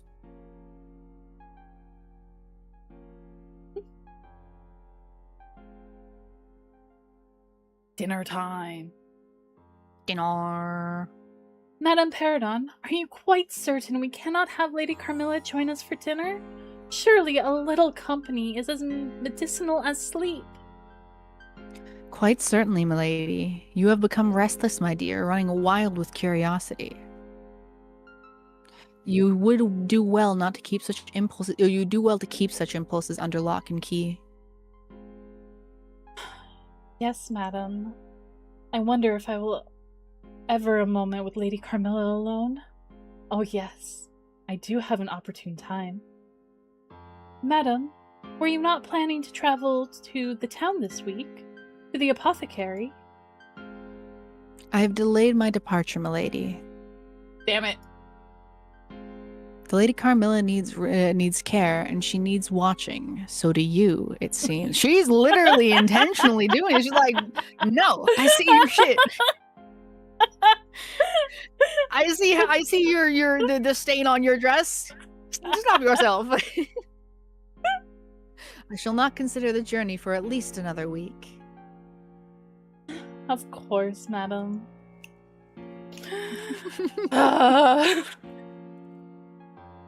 What a lovely dinner. It certainly was, milady. Though I am well aware you would have preferred a different companion across from you. Oh, madam, please do not think so. My heart could not bear the reproach. Is that really true, my dear?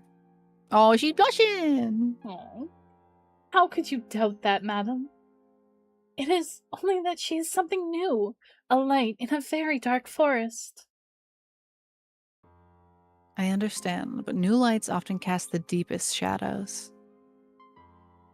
And I fear for the ship that starts to look away from the lighthouse that desires to keep it safe. She's calling her your lighthouse, you come to her!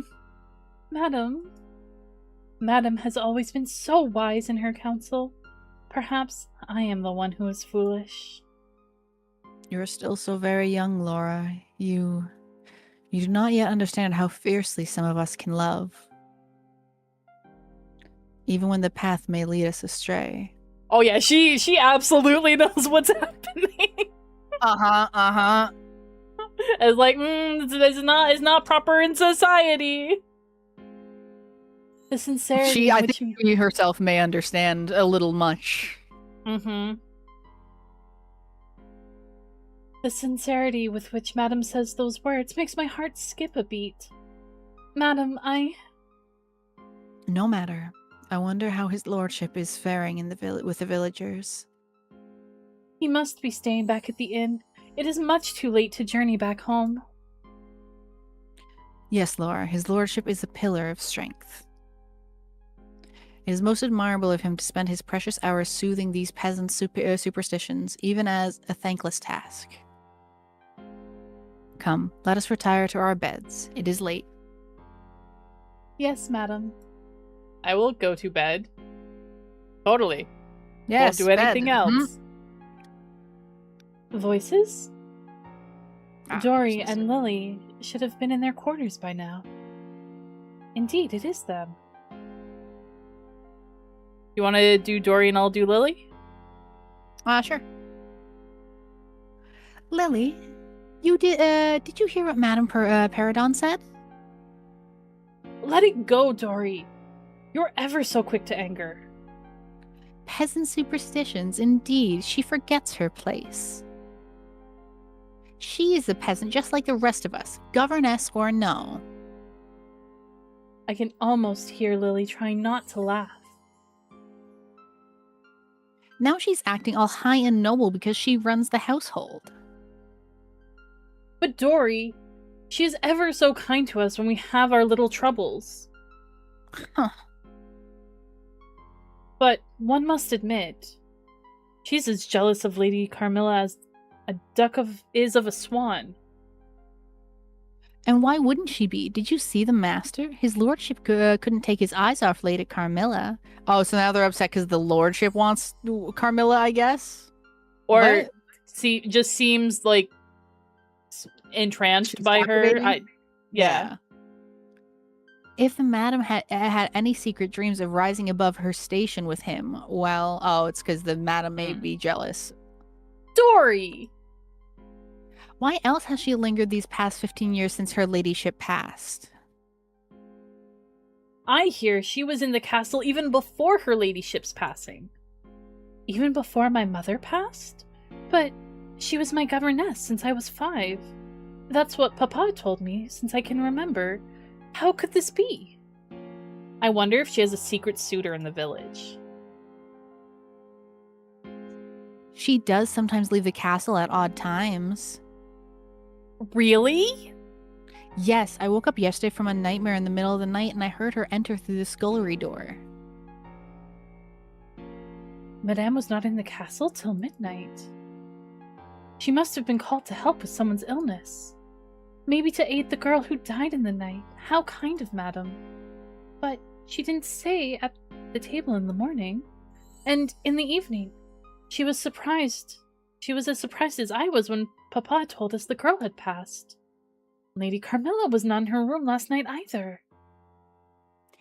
The thud of her boots is unmistakable, a far cry from Lady Carmilla's delicate steps.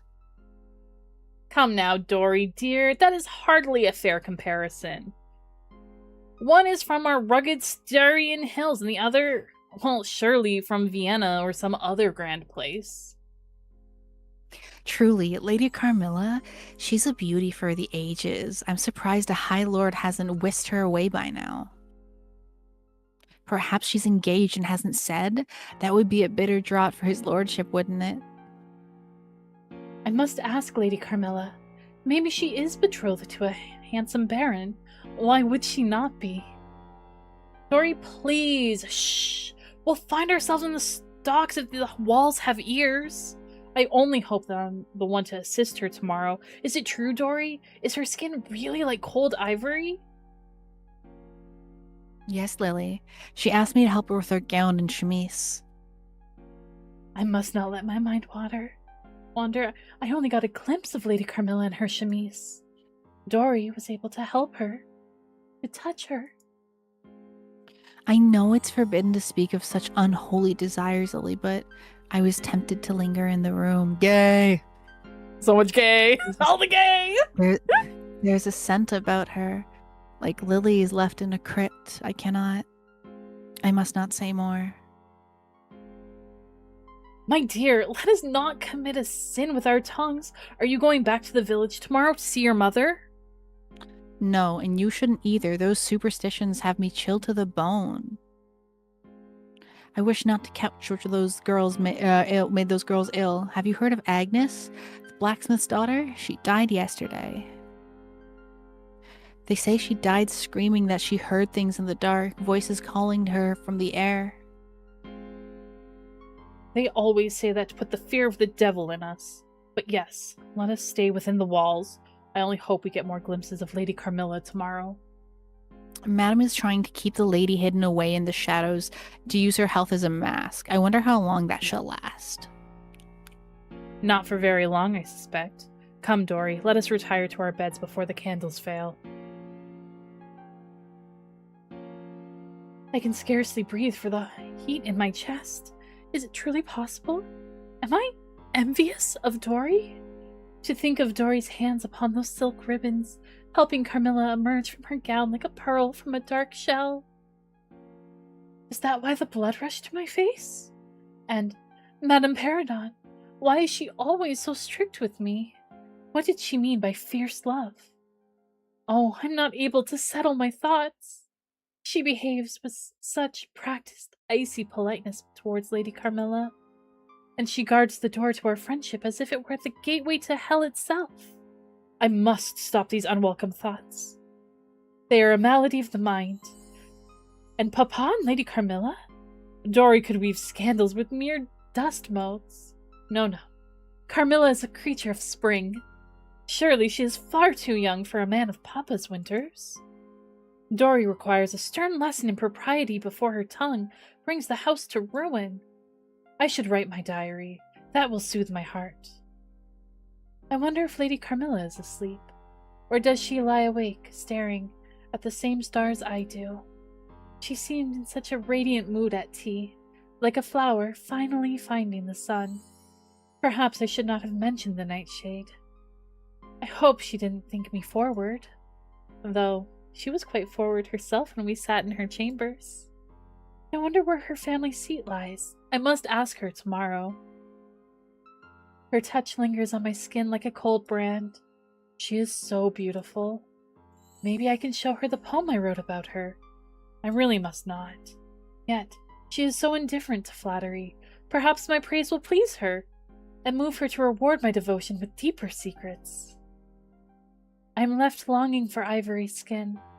I seek out this forbidden desire. Is it sin to be pulled down to the depths? Is it sin to play in the fire? Hey, yo, she got bars. Oh. Is that water? I wonder if Lady Carmilla is disturbed by it. The castle feels so different tonight. I must go to her chambers, if only to assure myself. Oh no, I must check on her. You know, clearly she might be upset because there's water. Something's wrong. I should go check. I should just go make sure. Yeah, I should just go to her chambers. She must be asleep. I cannot see the candle's light peek from under the door. Oh, I'm such a villain to wake her. But the air feels so heavy. Do I dare open the door? Yeah, I do. It won't budge. It feels as though the door has sealed itself shut. Is that sound coming from the west wing? How can it be so? That wing has been shut since my mother's time. And yet, I hear water drops. You hear water through a castle? In a different wing? Apparently.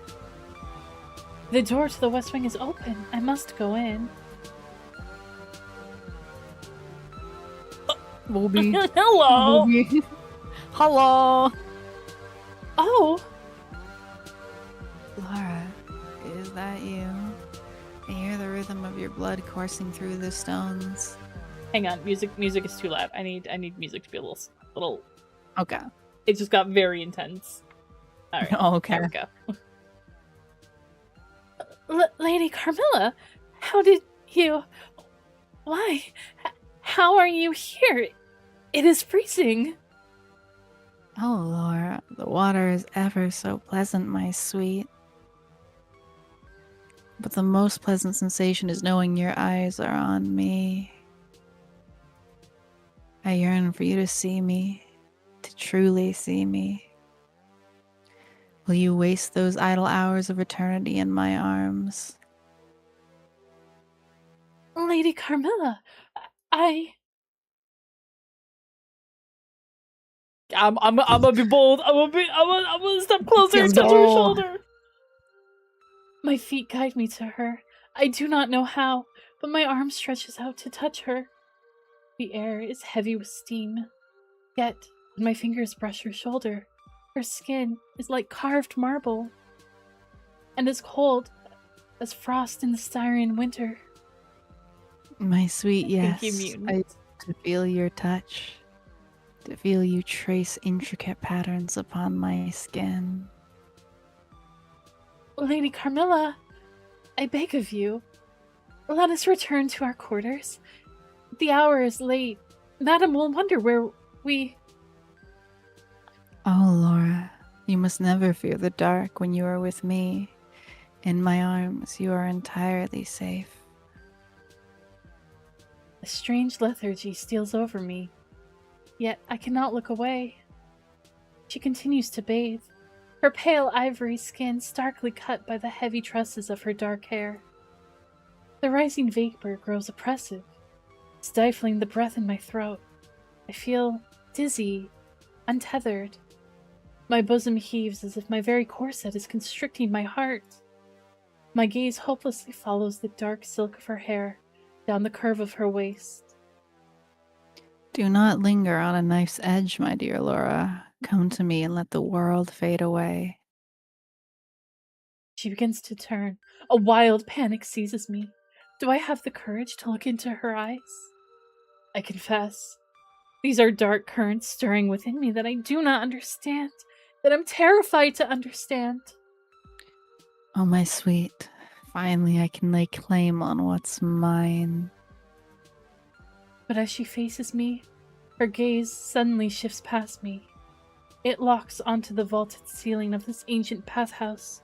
I feel a nameless chill creep on me. I begin to turn, to follow her fixated stare, and the cold reaches into my chest like a hand closing around my... Stone floor tilts beneath Laura's feet. The world dissolves into a suffocating velvet darkness. You want to do a voice? Someone. Sure. Carmilla. The hours slip by, my child. Remember, you are not the only force in this castle. Surely she cannot be of such import. Mother, I insist you keep away. I alone am will judge if she bleeds crimson. Laura is mine. I will suffer no other fate, no other consequence, and I shall not be rushed by anyone. And that is the end of the demo! Let's go! Okay.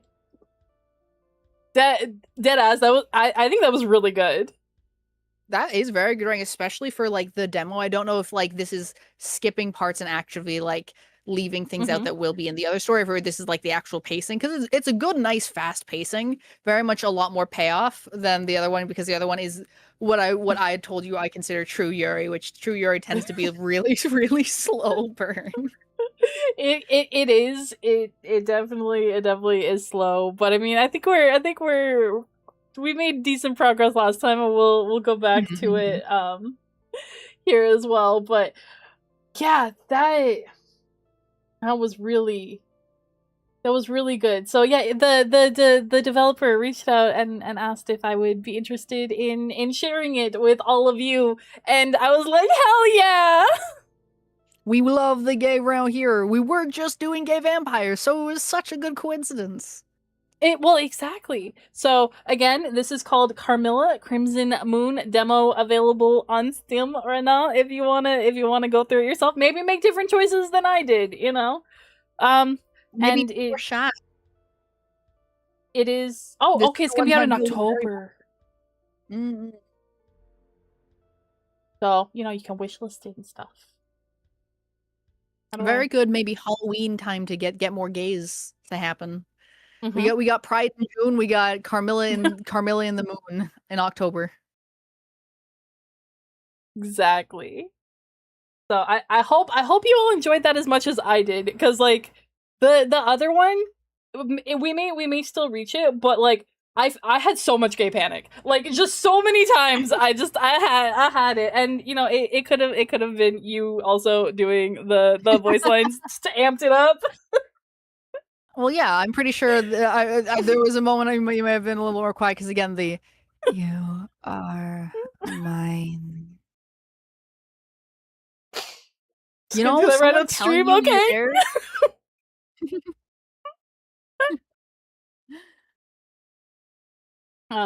But yeah, no. So that is really good. I'm definitely getting that when it comes out. Whether or not we decide to do it on stream, how Spooky Month's usually busy, but we'll Yeah, it see. can We'll be. see what we can do. But like I'll at least be getting it for personal reasons.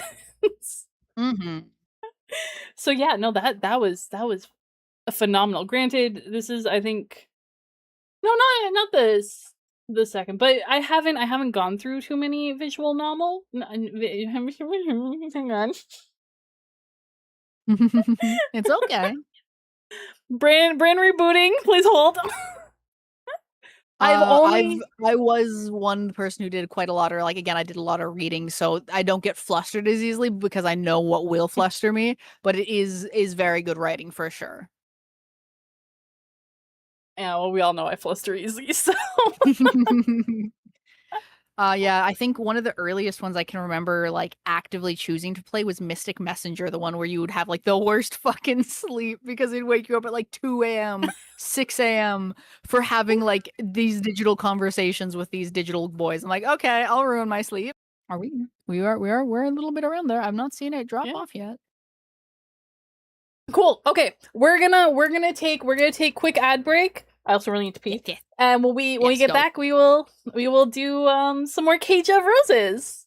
Our other The other gay gay vampire vampire. romance. So strides, grab a drink, grab a snack, and we will see you all in just a couple minutes.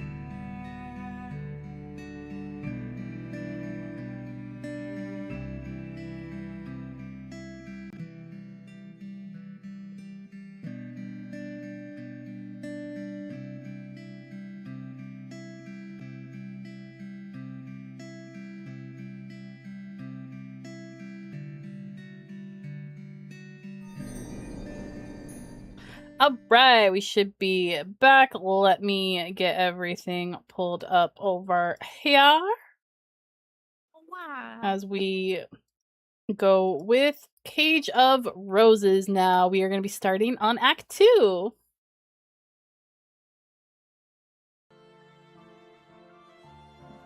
There we go.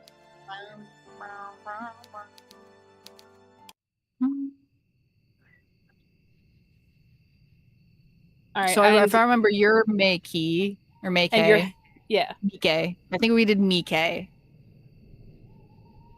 Mike. I don't remember. Whatever. Mike sounds Yeah. right. Mike. Then there was Henny, which was the maid, and then what was my name again? It was some like grandiose name.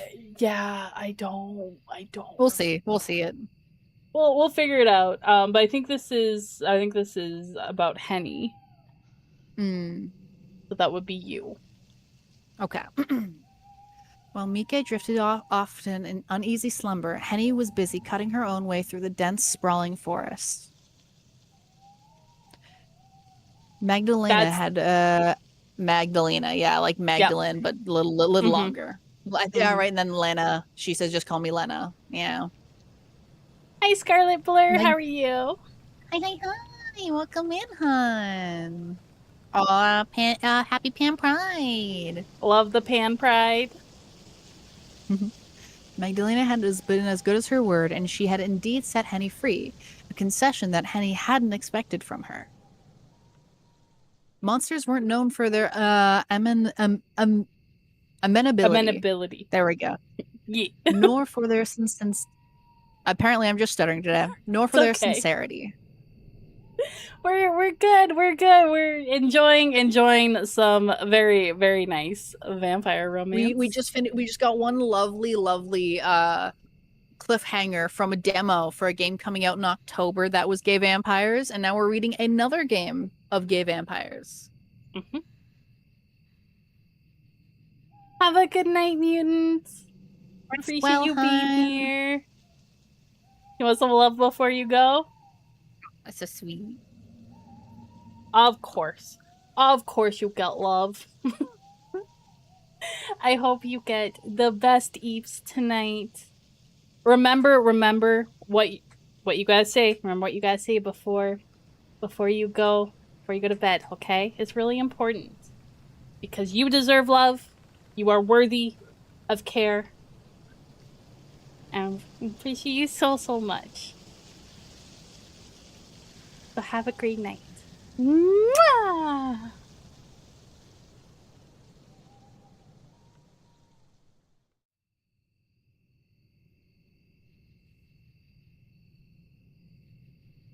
And then whenever you're ready. Okay. Sorry, I was busy also watching stream. I forgot you had moved on. It's okay. In space. It's okay. It's all good. This is currently Cage of Roses. It is available both on Steam and itch.io. Is very good. I also wanted to say, I noticed just a second ago, well, when we'd gone to break, apparently there's actually a lot of mods for Paralives already. Oh. Like, a lot. They have full workshop capability, so that's interesting. Maybe I can make the goth house of your dreams. That would be cool. I think the price was around $12 off on itch.io, but I got this a few weeks ago and I already forgot. Henny had believed when Magdalena had dragged her bodily from that cold, hateful prison, she would be put to death, torn apart just like the bandits in the forest had been. Henny's heart had hammered in her chest in each step through the subterranean cells, and inwardly she'd cursed Magdalena's name. She had thought of the demand the vampire let her go, but common sense had told her that any act of resistance would be in vain. I feel like you're gonna be up in traction tomorrow. That doesn't sound good. I'm sorry. Magdalena would not listen to her. Why would she, when Henny was but a human woman, and a short, dowdy one of unprepossessing features, prepossessing features, besides. Henny had been prepared to die for Mike's sake, but she hadn't wanted to die needlessly while Mike still suffered. Fear had dogged her, sewn beneath the skin of the 1,000 needles. But in the end, Magdalena had surprised Henny. Oh, you slipped and tweaked something? Oh no, yeah, definitely try to get good rest and like ice it if you can. She had, after all, led Henny through her large, dust-covered entrance hall and out to the front door.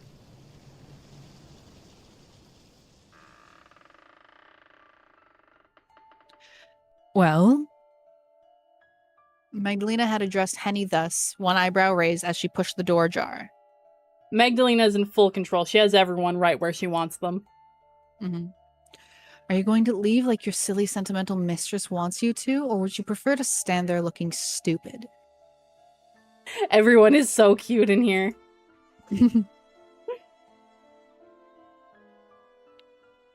What? You knew that Mike was my mistress all this time? Of course I did. Do you take me for a fool? I wasn't born yesterday. No, you were born a very long time ago. At least 100 years ago. At least. Deception isn't very hard to sniff out for one who's been alive for as long as I. And your mistress' attempt to subterfuge were laughably poor. She did her best. Thank you for the bun squish, and we have a raid! Welcome in, raiders! My name's Velvetto Loon. I'm a Loony Moon Banat, but you can call me Vel! How are you doing? How was your stream? Nervy sent spiders to eat bugs and clean cobwebs? Let's go! Let's go! I'm gonna get you a shout out! See what you were up to. My stupid. XX, that's why. There we go. Thank you so much! You're so sweet! Played some Pokemon? Pokemon Revolution Online? Let's go! Fancy! Thank you so much for the follow! You are now a plushie! Well, maybe I'll hide behind Vel for these if they're spiders. Maybe I'll hide behind Vel. It's okay, it's okay. These seem like friendly spiders. Are they perhaps like Scooter in the spider sense? If they're just very, very sweet and we'll keep at least 3 feet between me and them if they are spiderly? I have both. I have both chats open, Druden. I'm paying attention everywhere. The mean ones you keep for yourself? Excellent. That is most good. But again, thank you so much for reading. We are going through Cage of Roses, which is a gay vampire romance story, and I have my amazing partner Maeve with me. Hello. The most amazing Banat here is so kind to let me be here and voice a lovely vampire and get to spend time with them in such a lovely manner with all of you, so I appreciate them so much. If you do need to raid and run, though, I totally understand. Get rest, get a drink or a snack, whatever you need to do. Self-care is always most important, but we love lurkers here, so if you want to sit back and enjoy, we're going to be going for a little bit still, so thank you again so much. I really appreciate it. I think we did that one. Yeah.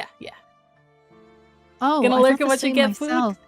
Enjoy. Get food. Yes, take care of yourself, please. Please, raiders, take care of yourself.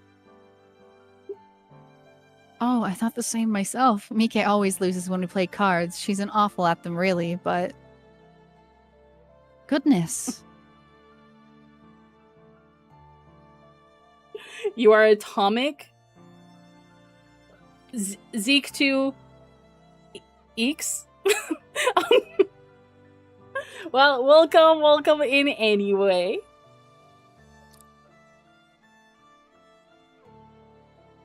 Even if you are at the atomic level, I think is what that means.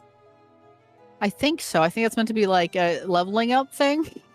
If you already knew that Mike was my mistress and that I the maid, why are you letting me go and not her? Well, why not? I can do as I please. This is my home, and I'm free to decide who I allow to stay here. Have a good night, Eve. Also, Oh yeah, thank you so much for the raid. Welcome in, raiders. My name's Velvetaland. I'm a Looney Moon Vanette, but you can call me Vel. How are you doing? How was your stream? Did you have a good long one?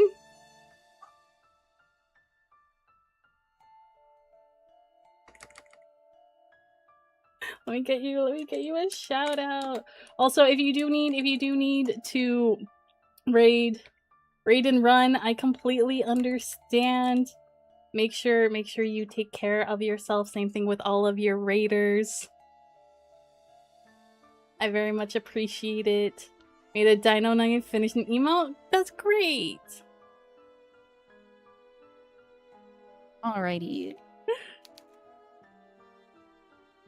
Yeah, so for anyone who is new here, since we have a few raids, we are going to be doing a lot of reading. We will try to keep up and make sure we're reading chat as best we can, but it is going to be a very story-focused game. This one does not have choices. We're just watching a story for this one.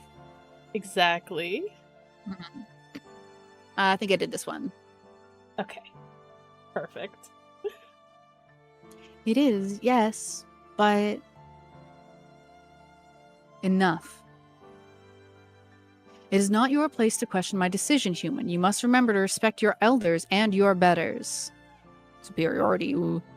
I have decided to let you go out of the goodness of my heart. I released you from your cell, and now I even brought you to my front door, but still you will not go.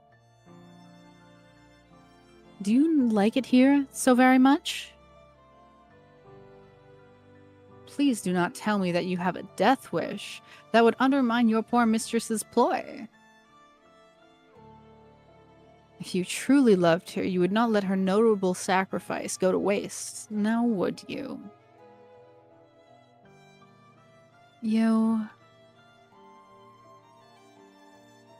Henny had a grit in her teeth together as she regarded Magdalena, stung by her words.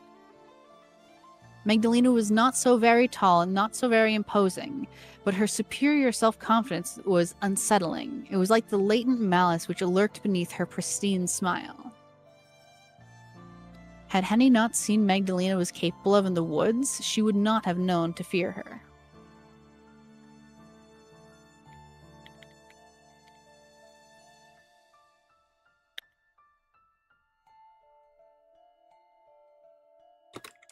Henny had seen what Magdalena could do, however, it unsettled her.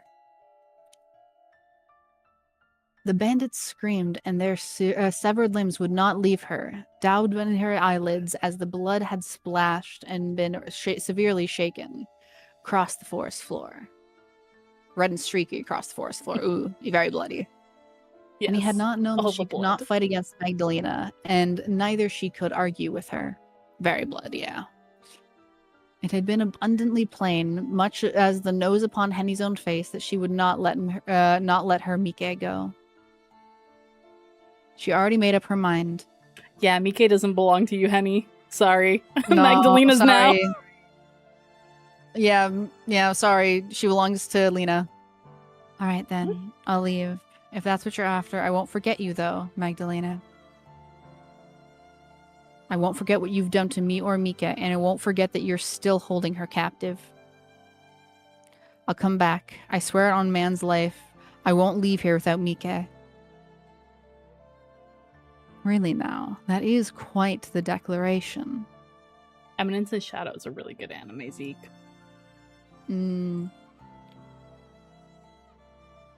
I suppose I shall look forward to seeing you again, Lady Henrique. It gets so lonely here living in this desolate old pile, and I love entertaining guests. I will be sure to save a place for you at my tea table, ensuring that you are able to make it out of the forest in one piece, of course.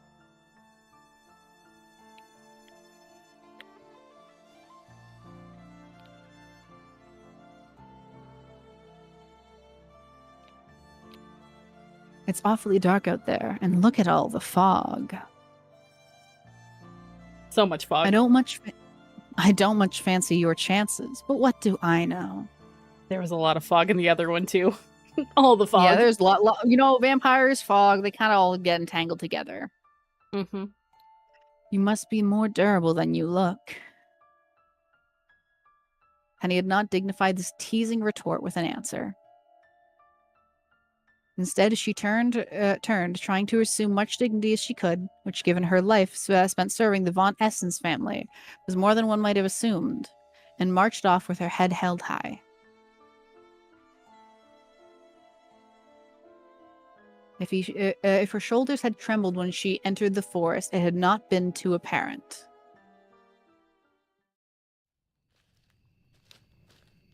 Now, free from Magdalena's clutches, Henny continued to pick her way through the woods. Henny thought of Magdalena and of Mike, and how her poor mistress must have been faring as she trudged onwards. Her thoughts strayed, too, on occasion to her own safety and whether she would be able to emerge from the woods unscathed. But whenever she began to doubt herself, she bit the inside of her cheek in self-rebuke. It was not, Henny told herself, a case of if she would escape from the woods, but when. Henny knew that if she succumbed either to wild animals or to the icy air, Mike's fate would have been sealed.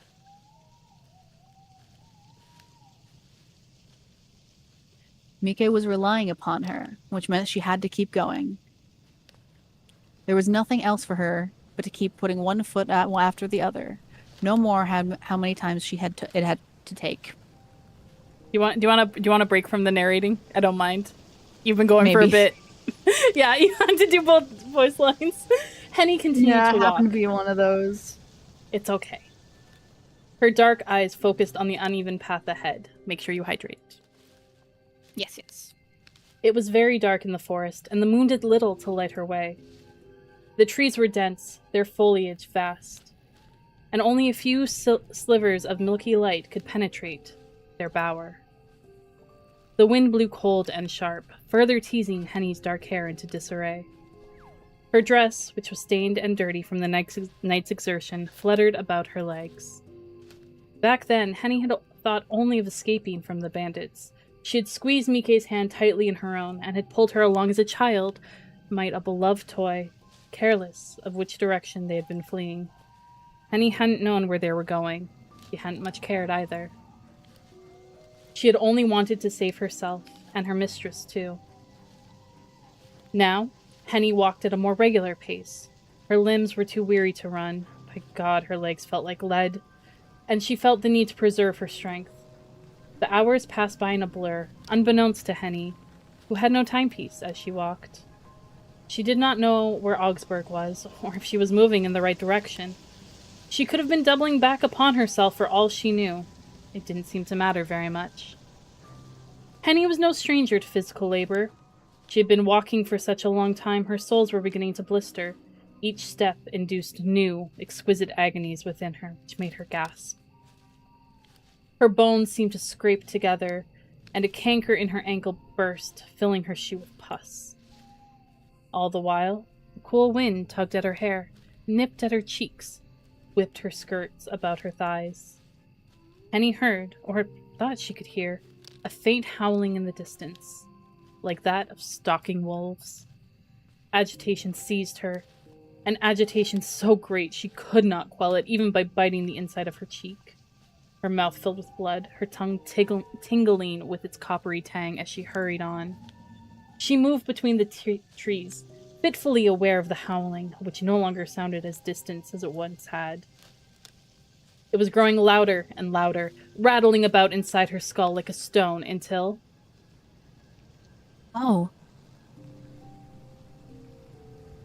Henny exclaimed, surprised as she burst through the copse of thickly packed trees and ran out onto a mud path.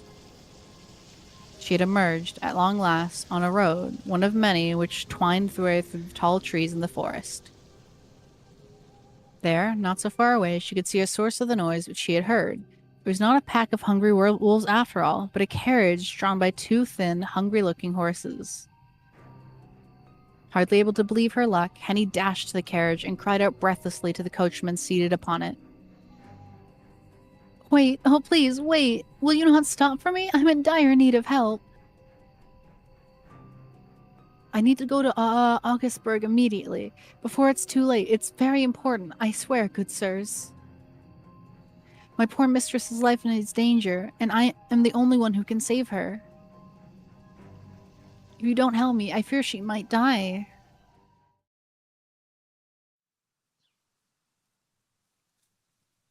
Okay, that's all we get to know. And he Miki- just found a horse coach. That's it. Yep. Hey, you know what? Maybe she's okay. Maybe she's on her way to town. We can hope. Let's hope. Mike felt disoriented when she woke the following day in an unfamiliar bed which smelled of something spoiled. It took Mike a few minutes to become fully cognizant of her surroundings. She had slept little the night prior, and her head ached, her eyes pulsing in their sockets like molten steel. Groggily, Mike Oh, right, we had pressed... the very fancy scene at the end. She was in the Mhm. nightgown. Okay, I remember now. Yep. Mhm. Yep. Mike pressed the heel of her palm to her eyes and rubbed them. Then she looked around in earnest, but soon found herself confused. The bedroom Mike found herself in was so unlike anything she had seen before that she initially wondered whether she was still dreaming. She pinched the inside of her arm in hopes that the room would shift like water, but it remained immutable. She must have been awake then. The pain made this irrefutable, even if the chill which assailed her did not. Mike had faint recollections of running through the forest last night. Her parents had both been stabbed in their carriage, or so Henny had told her, but those memories remained a blur. Mike could not recall her parents' final moments, but she could remember awaking in the dungeons of an unfamiliar abode governed by an unfamiliar woman. This woman, who had introduced herself as Magdalena, had claimed to be a vampire, and now Mike was her prisoner. The bedroom Mike found herself in seemed even more miserable in the daylight than it had last night, obscured by the veil of darkness. It was more dilapidated than the servants' quarters at Mike's home, and had most assuredly seen less use. The furniture, though luxurious, was scuffed, the carpet threadbare, the basin upon the bedside table covered in hairline cracks. Dust covered every conceivable surface, and spiders had made their homes in the corners of the room, their gossamer webs outstretched like grasping fingers. The air was so stagnant Mike felt compelled to open one of the windows, but her attempts were in vain. The windows were locked, and she could find no key to aid her. Perturbed, Mike slumped down at the desk by the window, then stared through the stained, smeary glass. Magdalena's garden sprawled out before her in a dense, twisted tangle. Perhaps there had been flower beds in the garden once, neatly planted, and an apple orchard, and any number of other arboreal delights, but age had spoiled all. Mike was no gardener, but she could deduce at a glance that Magdalena's garden had been unloved for many years. Beyond the walls of Magdalena's garden was the forest, all tall, imposing trees, not so dissimilar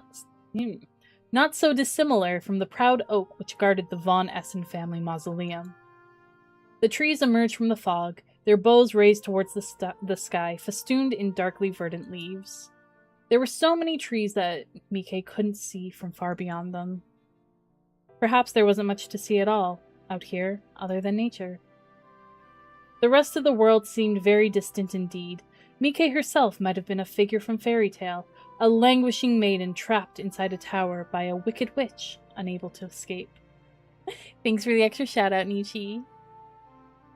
The sun hung above the treetops, suspended, half-hidden by clouds. Its rays were weak, and did little to dispel the cold which pervaded inside Mike's bedroom. Looking out the window made Mike feel more trapped than lying in her bed had. At least, in her bed, she could imagine that somebody might come and rescue her. Seeing the dense trees which surrounded Magdalena's gardens made those hopes feel hopelessly naive, however. Who would dare venture all the way into the woods in hopes of finding her? Walter might well send out a search party, but he would have no idea where to begin searching, and Mike wasn't certain if she much wanted Walter to find her either. She would languish inside Magdalena's home, wasting away, like the flaking paint upon the walls until...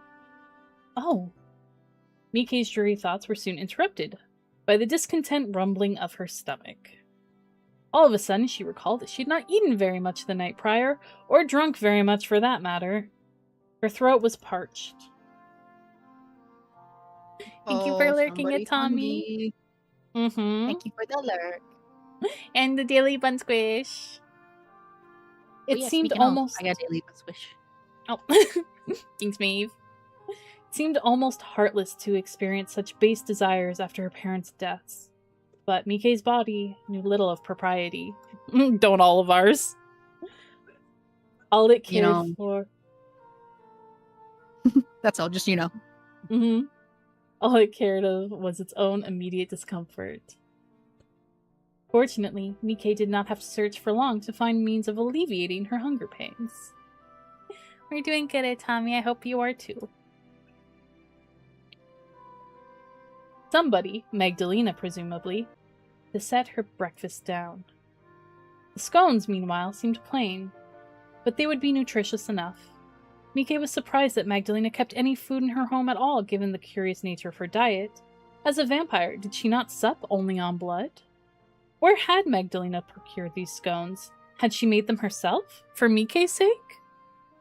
The thought of her vampiric host laboring in the kitchen, her sleeves rolled up like those of a common drudge, was an amusing one. It was almost enough to make Mikei smile. Wedged underneath the teapot was a note, which Mikei extricated. She smoothed the note out and then examined it. The note was a perfunctory one, written in an elegant, swooping cursive. It said, quite simply, "Eat up and get your strength back. You'll need it." Nobody had signed the note, but Mikei was sure it was from her mysterious hostess. Had to make a choice today. Still processing, but you're okay. I'm glad you were okay, Tommy. That is always most important. Mm-hmm. Mikei wondered whether the note had been intended as a friendly gesture or a threat. Perhaps it was a mixture of both. Given Magdalena's personality, I'm going to say... yeah, I was going to say a mix of both. Yeah, especially because, like, what do you mean she'll need her strength back? Why? Mm-hmm. Mm-hmm.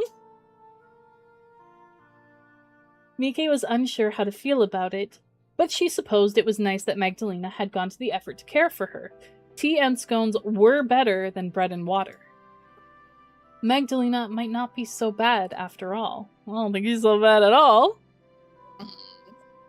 For a bloodthirsty vampire, that was, who meant one day to murder her. Still don't think she's that bad. Mikei brought the rim of her teacup to her lips and sipped at the amber liquid within. She half expected it to taste astringent, of sharp, tangy iron, and of blood. But she soon found it was quite inoffensive. Maybe it's a Assam? Oh, I love Assam tea. That's my favorite. Mikei took another sip of tea, and then another. Though she meant to be cautious, what if the tea was laced with something? Her thirst soon got the better of her, and she drank the whole cup in half a minute. Only half a minute? Damn, I could chug that down, even if it's hot. She's still a lady, you know. You gotta be at least a little bit proper. Yes. Mm-hmm. Setting the cup back down on the saucer, Mikei then turned her attention upon the scones. She ate delicately, taking care not to drop any crumbs upon her lap or the floor. Though, why did it matter, really, when the carpet beneath her was so worn? A few crumbs would hardly spoil this bedroom more than time already had. In fact, they might serve to make the room more homey. But, then again, perhaps not. It would have been a tall order to breathe even a modicum of life into this room. Mikei doubted even Dr. Frankenstein himself could have managed such a feat, despite the cadavers he had stitched together and raised from the dead. Mikei was so cold, even with the tea on her tongue, she was starting to feel distinctly cadaverous herself. She finished her breakfast and then looked about the room once more, unsettled. Surely she could not stay there, motionless, waiting for Magdalena to stop by and slaughter her. There had to be something she could do to escape her predicament. Mikei rose to her feet, buoyed by sudden, nervous energy, and padded barefoot over to the door. She grasped the handle and tried to turn it, but in vain. The door was locked and stubbornly refused to shift. Mike had expected as much, and wasn't particularly surprised. Slipping out through the door would have been too easy. Next, Mike turned to the window, but her hopes of escaping via the window had already been dashed. Mike knew already the window was locked, and even if she'd been able to open it, it was up too high for her to escape from. Well, that's what I meant. Hi, Bones! How are you doing? Mike stood by the desk and peered, eyes narrowed, through the dirty glass. Magdalena's garden seemed a very long way down, blanketed though it was by the fog. Mike didn't much fancy the thought of smashing the glass, and she fancied even less the thought of jumping to her almost inevitable doom. Even if she didn't break her spine, it seemed likely she would break an arm, or a leg, or both. Did your chemotherapy today work in getting ready for bed? That sounds like a very busy, productive day. Sounds like a busy day and sounds like a successful day. I hope you're able to get good rest tonight.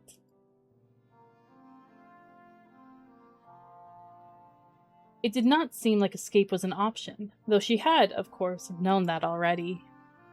Magdalena would not have been that careless.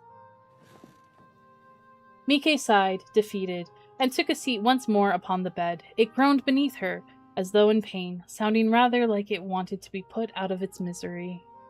Mike could hardly blame it, given how very old it must have been. Didn't even cry with the biggest needle on earth. I'm so proud of you, Bones. That must have been tough.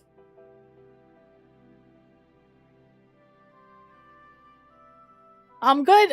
Enjoying a nice stream with Maeve. Having a lovely time, though. It looks like you've been stolen by all the dialogue.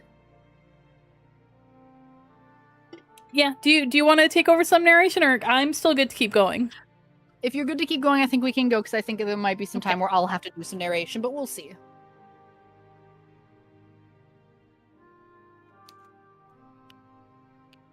She felt distinctly miserable herself, though there was one silver lining she supposed to her captivity. At least Henny was alright. Mike hoped she was alright, at least. If she was not, then... Reminder that Maeve is gender fluid. Maeve, what are your pronouns today? All any. Nothing's necessarily favored over the other today. I always love going by they Faye or he Faye, she Faye. Faye is always a good loved one around here, but nothing's wrong with a good regular she, her, he, him. Awesome. But Mike would not allow herself to finish this thought. Henny had to be alright. She simply had to. Otherwise, Mike's sacrifice would have been for nothing. Feeling the need, now, to distract herself, Mike rose, then shed her nightgown Magdalena had given her. She changed not into her dirty old dress from the day prior, but into one of the new clean gowns Magdalena had left in her chest of drawers, all neatly pressed frills which smelled only faintly of mold. Now newly outfitted, Mike paced the room, wondering what she could do. Oh, that is a very fancy dress. It is very, very, very big sleeves in two different directions, which is interesting. I believe it. this is also this is the outfit that they're wearing in the cover picture, because I see the necklace piece and the collar. Yeah, very much like it. While living with her parents, Mike's mother had often instructed her to work on her embroidery hoop. Lady von Essen had thought sewing a suitable pastime for a young woman, that or playing the piano. Mike's mother had always thought music too passionate to be appropriate, however, and in any case, Mike had never been very good at the piano. She had never been very good at embroidery, either. Mike had sewn cornflowers and magpies until her fingers had threatened to fall off, until she became so thoroughly sick of those repetitive patterns that she felt like hurling her hateful embroidery hoop clean through the window. Mike considered herself fortunate indeed that Magdalena hadn't left an embroidery hoop upon her breakfast tray for her. Magdalena might have been a vampire, but at least she wasn't that cruel. Mike had stitched enough hateful curlicues to last a lifetime. Though there was no hoop, and thank goodness for that, there were books. The shelves in Mikei's new bedroom were full of them, old and dusty, with worn spines and crinkled pages, but quite readable. Mikei perused the spines with wide, curious eyes of a child, her unfamiliar gown brushing against the unfamiliar floor. Magdalena had told her last night that she might help herself to any of the books upon her shelves. But there were so many of them, it was hard to know where to start. And there was nothing else for her to do but save, sit, and worry. Mikei decided her time would be better occupied reading. She reached out for a promising book among Magdalena's collection, The Monk by Lewis. She settled herself down upon her bed among the thin covers and opened the yellowing pages of the old tome. The pages within the leather-bound books crackled like autumn leaves, and Mikei had to handle it carefully, lest she tore them. All the wonderful words were still there, however, unblemished by the passing years. Mikei shifted, attempting to get comfortable as she could in so unfamiliar an environment, then began to read. Mikei spent the rest of the day abed, poring through the pages of Lewis's The Monk. It was a very gripping story, full of lust, murder, and intrigue, featuring a monk so debauched he took Mikei's mind off her immediate concerns. Mikei tore through the text, both delighted and disturbed by the twists and turns, though the scenes near the end, which occurred in a dingy dungeon, reminded Mikei a touch too much of her plight to be fully immersive. Mikei skimmed these pages, which detailed the virginal Agnes' suffering, and soon reached the conclusion wherein the wicked monk Ambrosio was tortured for his crimes. As Mikei read, the sun began to sink outside. Shadows stretched along her bedroom floor, bidding her to light the candle which rested upon her bedside table. The light was feeble, but it was enough to read by. Mikei continued to scan the pages of the text, holding the book close to her nose so as to devour it. So enraptured by Ambrosio's suffering, she did not hear the sound of a key turning in her bedroom door. She did not hear the sound of the door creaking open, however. She did hear the sound. A low, guttural sound, which split the silence like a moan. Mikei raised her head, disoriented once more to find herself in Magdalena's home, in the dingy bedroom which Magdalena had prepared for her. Her hostess stood in the doorway, shockingly fair and white in the gloom, returned perhaps to make good on her initial promise. Did she mean to kill Mikei at last? Mikei had but a scant 10 pages left to read of Ambrosio's ill-fated adventures, yet she feared she would not see how his life would end. Her own existence would come to a close before that of the vile monks. Mikei supposed she could slip past Magdalena and then make a hasty retreat, but no. She had dawdled for far too long. Magdalena had already locked the door behind her, and now surveyed Mikei with a detached sort of amusement. Good evening to you. Feels like it's been a while since I last saw you. Did you enjoy the breakfast I brought to you? Oh, yes. Thank you for your kindness. I didn't expect you to be so considerate. Did you believe that I would let you starve? Magdalena tithered, her red eyes sharp and knowing. Please, I'm not that cruel. I have even brought you more food for you. Look, it's been a while since breakfast, and I thought you might be hungry. Now that Magdalena mentioned... Oh, yeah, it's a cow. It doesn't matter. Go for it. Take it. You've been talking a bit. I'll give you a rest. Make sure you hydrate. Mm-hmm. Now that Magdalena mentioned it, Mikei could see her hands as she held another tray, much like the last one she brought earlier. This tray was laden with another teapot and a teacup, and a plate upon which sat a meat pie, still steaming, and some vegetables. The food smelled surprisingly delicious from the derelict air of Mikei's bedroom, and Mikei was almost embarrassed at how hungry she was. Why, she was almost salivating. Magdalena lopped over to Mikei, tray in hand, and then inclined her head to the bedside table. Would you mind moving that? I can't set the tray down otherwise. Oh, right, I'm sorry. Mike moved her breakfast tray onto her lap, to which Magdalena curtsied, playing once more at being a maid. Much obliged, young madam. I'll take that away soon, but first... Magdalena unburdened herself of the dinner tray and observed Mike, one hand resting upon her hip. Are you all right? That seems an odd sort of question, don't you think? Do you believe anybody would be alright were they in my shoes? I hope you aren't wearing any shoes, not in bed. They were filthy when you arrived here and quite caked in dirt. I didn't mean it literally. I know, I was just teasing.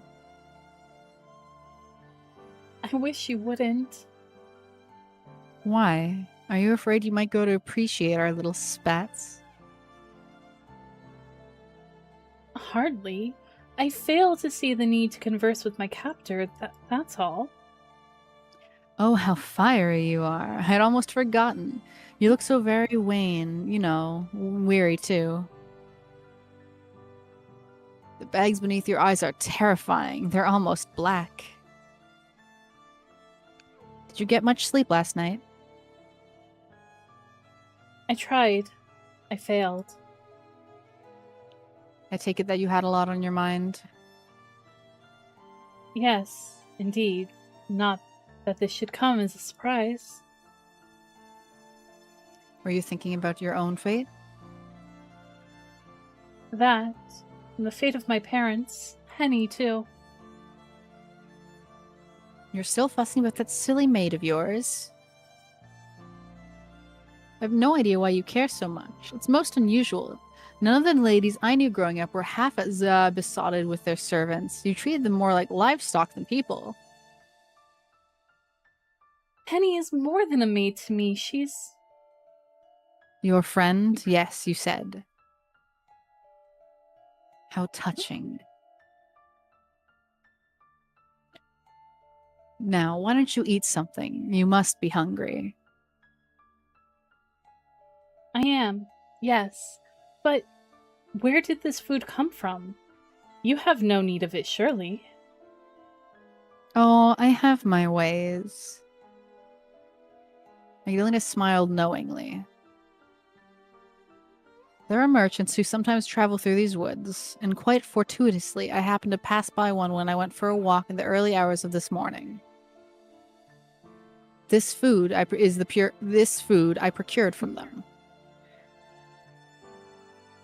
You did not buy it?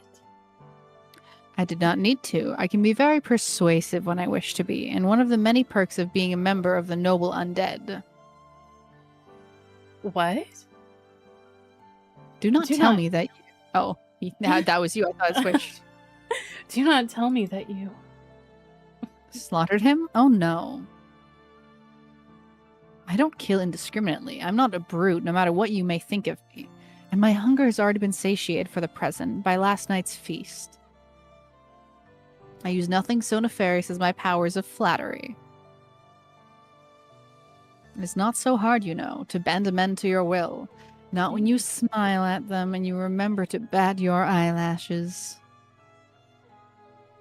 I had him prepare enough food to keep you for a few days in a knapsack, plus some eggs and flour, the basic amenities, then bade him a fond farewell. You shall recall our meeting as little more than a dream. Does that satiate your curiosity? For the moment, I suppose. Good. You have such a lot of questions, Mike. Not that I mind them. It's nice to meet a woman so inquisitive. Now, do eat up. I am sure your dear Henny would not want you starving yourself. Mike did not much like the thought of eating in front of Magdalena, but she supposed her captor had a point.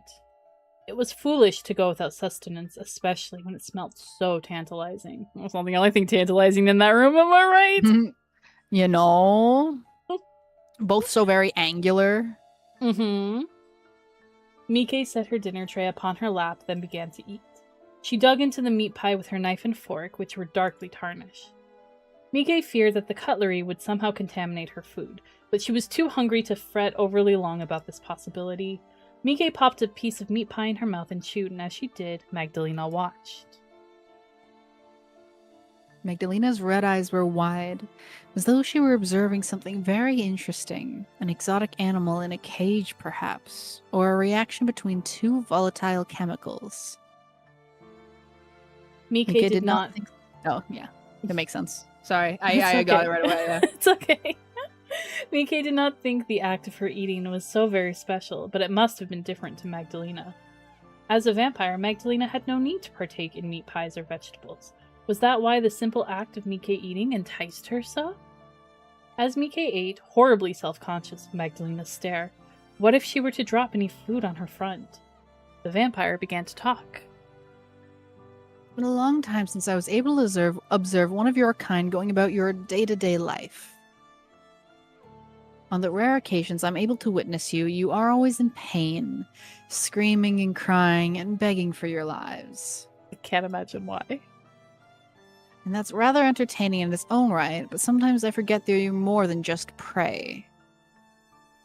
You have thoughts of your own, and when you aren't being disturbed by physical discomfort, you eat food, and you read books, and you have friends, dreams too. It's hard to believe it now, but once, I wasn't always so different than you. That was a very, very long time ago, though. Mike detected, while sipping her tea, a note of longing in Magdalena's voice. Her hostess' expression was inscrutable, but her ruby red eyes were soft, the pale lashes that framed them trembling, as though from the force of her own emotions. Had Mike not been afraid of Magdalena, she might have sympathized with her. For a few brief moments, Magdalena appeared, for all the years she had lived and all the hurt she had caused, to be a young girl, younger even than Mike herself. Not for the first time, Mike wondered how old Magdalena had been when she was turned. Her face was so smooth, so devoid of blemishes, she could not have been in her 20s. She would have been 18 or 19, if that. It seemed a woefully young age to be consigned to an undying, eternal life of blood-sucking. Which reminded me, Kay. Aren't you going to bite me yet? You said you would. Oh no, please, don't bite me. No, oh no. When are you gonna bite me? Just so that I know when to expect it. You wanna do it? You wanna do it now? Here. Make it easy.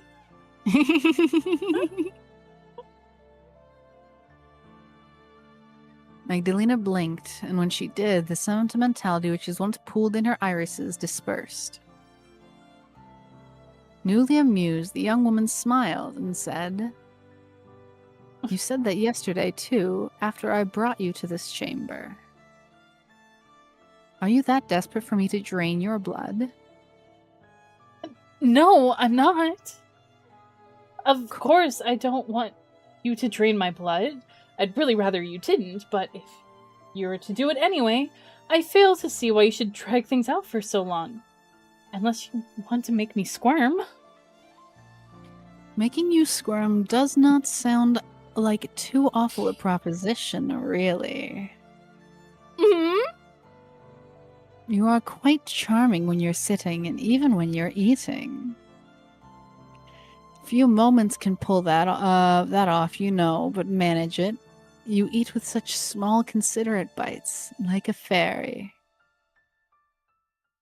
I imagine you would be lovelier when you were squirming, particularly if your face is as red as it is now.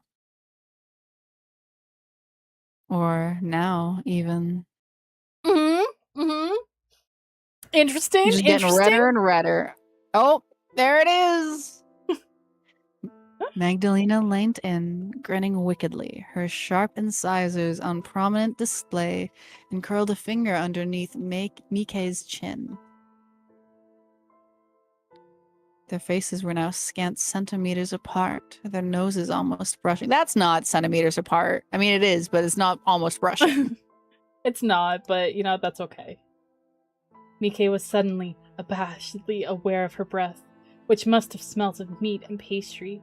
Self-conscious, her face burned redder still like a furnace, as though to entice Magdalena. Her heart hammered so hard, she could feel it at the base of her throat, inside her skull. Could Magdalena hear it too? Why did she feel so unnerved? If she had been only afraid, that would have been understandable. But the sensation which curdled in the pit of Mike's stomach seemed comprised of more than that. Her brow began to sweat, as did her palms. Tremulous as a leaf, she found she could not meet Magdalena's gaze. Yes, you are lovely. Magdalena spoke, a voice appraising as she tipped Mike's head back, her eyes roving not over Mike's face, but over the slender column of her neck and the delicate blue veins which crisscrossed it.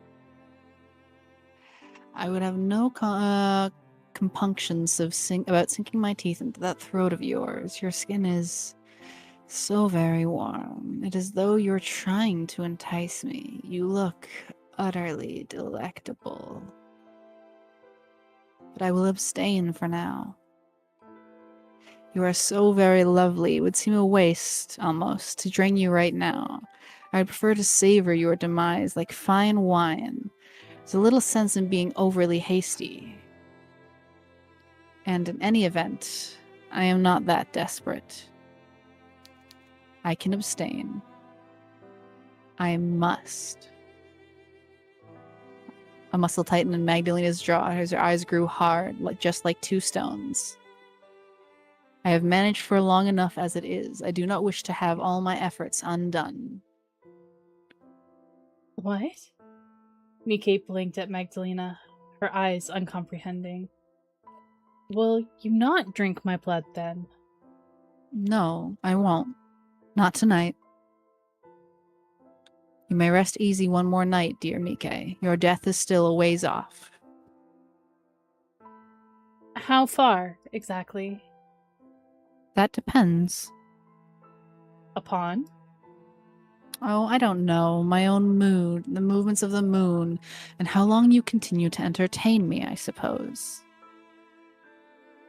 I quite like the idea of, you see, having another woman in this castle I can speak to. Just speak to? Just that? Maybe more. Perhaps you can tell me about the books you've been reading, and next we meet, I would love to hear your opinions. Though, of course, there isn't a single book in this castle I've not read at least thrice over myself. There isn't much to do, really, when one's been dead for as long as I have. So saying, Magdalena retrieved the tray from the floor laden with Mike's breakfast things and straightened. She cast one last, almost longing look at Mike, who shuddered beneath her cheeks and blushing anew, like the skin of an apple. Before, with what might have been a sigh or a sob, Magdalena turned. She unlocked the door with one hand, the keys dull and matte in the candlelight, and exited, taking the tray with her. No, come back! No, all is strewed on her bed. With no one to keep her company. Mike passed that night much as she had the previous one, namely, by lying in bed in the nightgown Magdalena had bequeathed her, trying and failing to sleep. Thoughts of her parents continued to play upon her mind, and of her own fate, and, more pressingly even, that of Henny. Mike wanted to believe that Henny, at least, had been able to escape. She wanted to believe that Henny could continue to live. She would go far from Magdalena's dreary home within the woods, and one day she would meet a nice man, and they would marry, and she would have children. Henny would be happy, whilst Mike would soon be reduced to a pallid, wizened corpse drained of all its blood. But was such a fate so different than the one she'd be afforded had she wed Walter? Blah. Mike might, in a perverse way, have been better off as Magdalena's captive than she would Walter's bride, at least here, at Magdalena's home, she had a bed to herself. It was an aged bed, yes, which creaked beneath her weight, but it was hers. There was no danger of Walter, or anyone else for that matter, joining her. If Mike was to die in this bed, then so be it. She would welcome it. If Henny was all right, then she did not care what happened to herself. Her own life was, and always had been, unimportant.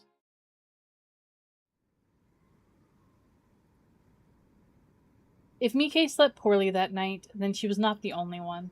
Unbeknownst to Mike, Henny was finding it similarly hard to escape in the warm embrace of sleep. Henny's day had been a busy one.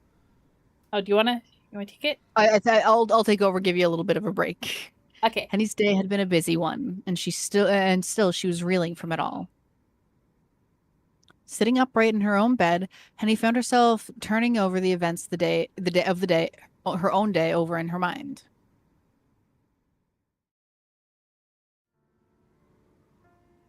It had been the very early hours of the morning that Henny finally made her way to Augustburg. It was a large, imposing building, one of the finest in the vicinity, which could have been rivaled by the von Essens home, but it was more modern in construction. It was not the sort of house one could forget in a hurry. The sun had begun to rise in the increments that as Henry walked through Augustburg's streets, and it turned into a marvelous shade of pinkish red as Henny arrived at Walter Geraldhardt's doorstep. The sunrise was beautiful, but Henny hadn't been afforded time to gawp and stare. The more important matters to attend to. Walter's maids had beginning to stir when Henny had set her knuckles on the door and rapped anxiously all the while she'd be taken for a beggar and turned away. Henny's clothes once neatly pressed and endured quite the battering during her wanderings in the woods. Hey, Switch. We're just getting through a little bit more before we end for the night. Her apron had torn flecks of dirt. The soles of her shoes were encrusted with the stuff. Henny's cheeks and hands had been marred with cuts, and her fingernails had been rendered opaque with mud. She had looked so very grimy, she would not have been surprised if Walter's servants had called the bailiffs on her. Her appearance was not what one would inspire confidence, nor invitations inside Walter's spacious drawing room. Henny had fretted that Walter's housekeepers might send her away in disgrace. Despite her fears, however, Henny had refused to move. It had been too important that she speak with Walter, that she speak with somebody. She had known, as she stood there, that she needed somebody to listen to her. Henny had knocked and knocked, her knuckles sore against the wood, until she had finally heard the sound of oncoming footsteps. The door had opened before Henny stood Walter's housekeeper, a tall, austere woman, Gertrude Schrudenberg, whom Henny had met twice before. Henny had recognized Gertrude in all her straight blonde hair. For a housekeeper, she was unusually young, but had taken Gertrude several moments longer to recognize Henny. She had appeared to be ready to slam the door on Henny's begrimed face, her expression one of revulsion, until Henny called it out to her.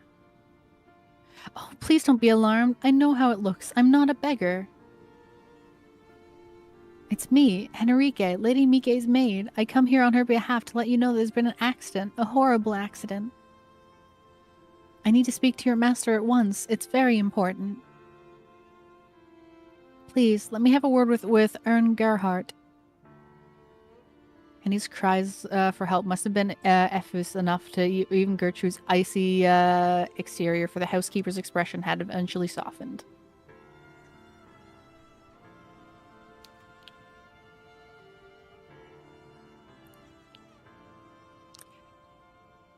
Gertrude promised the clipped tones that she would allow Henny to speak to her master, but not before she made herself presentable. I don't care what it is that you have been through. You might have been savaged by wolves in the woods for all I care. Whatever it is that you have endured, I will not let you see my master like that. It would reflect poorly upon me as his housekeeper. If I let all the riffraff off the streets into his home. I give her the head pass, and I'll give that to me before we end, Switch. You're so sweet. You will need a bath first, at the very least. We must do something about your clothes, too. Why, you look as though you've been dragged through the hedge backwards. And he tried to impress Gertrude of the importance of what she had to communicate. There are more important things than clothes, but Gertrude, being Gertrude, had none of it. Icily unimpressed by Henny's pleas, Gertrude made it clear that Henny would have to have a bath at least before she would be allowed in spitting distance of her master. This is a great privilege, you know. Hot water is a rare commodity. My own girls are not often afforded this luxury. You ought to be grateful. Henny was grateful, she supposed, that Gertrude had allowed her into Geralt's home but she'd been less so insistent on that her news could wait until the dirt had been scrubbed from between her fingers and toes. Henny had known full well as she bathed that Mike could have been languishing in the cell, or worse, being put to death. Taken almost 2 hours before Gertrude was satisfied by Henny's appearance, at which point the sun had risen and the last vestiges of the night had been swept away. Henny had not been permitted a chance to sleep through the night, save for the brief spell where she had been unconscious in Magdalena's cell. Though near after her bath, her skin was washed free of filth and her body shrouded in a clean uniform identical to the one which Walter's serving drudges wore, Henny still felt exhausted to the point of delirium. Henny had been so tired she feared she would collapse before she was able to properly explain to Walter the dangers of his fiancée had found herself in. But Henny had known that she had to try. Fancy man. All right, that's probably a good place to Okay. stop. Yes. We've been doing quite a bit of reading. So much vampires. We have. We very much have.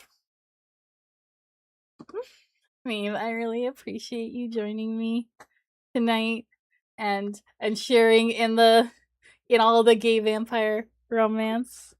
I love you so much, and you are so amazing. Cinco. I adore you so much too. Mwah, mwah, mwah, mwah. All the kisses for Maeve. Have a good night, Zeke. Appreciate you stopping by with the raid and following. You take care. I will be back streaming on Saturday. Sometime around 2:30 ish. For the Marvel Rivals tournament, my first ever time being in a tournament. And then after that, we'll play some Resident Evil 7 and maybe get through the game and all the DLC in one stream. We'll see. Maybe.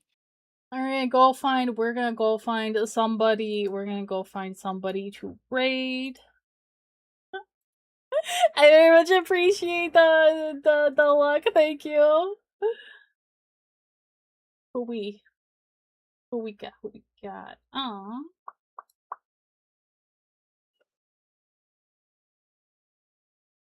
Let's go over to Kai. Where you go, right, Kai? Okay, we playing after Resident Evil 7. Switch, you know what game I'm playing. It's Chapter 5 Deltarune. Hey yo, Chapter 5 Deltarune. That's why I want to get through. I want to get through the. Yeah. Exactly. All right. We have 2 raid messages. The first one, if you've got a sub. The second one, don't worry, everybody gets to be part of the plushie raid over on Twitch. Remember to take good care of yourselves. You are important. Your existence matters. I love you all so much. I'll see you all later. Bye. Bye. Bye.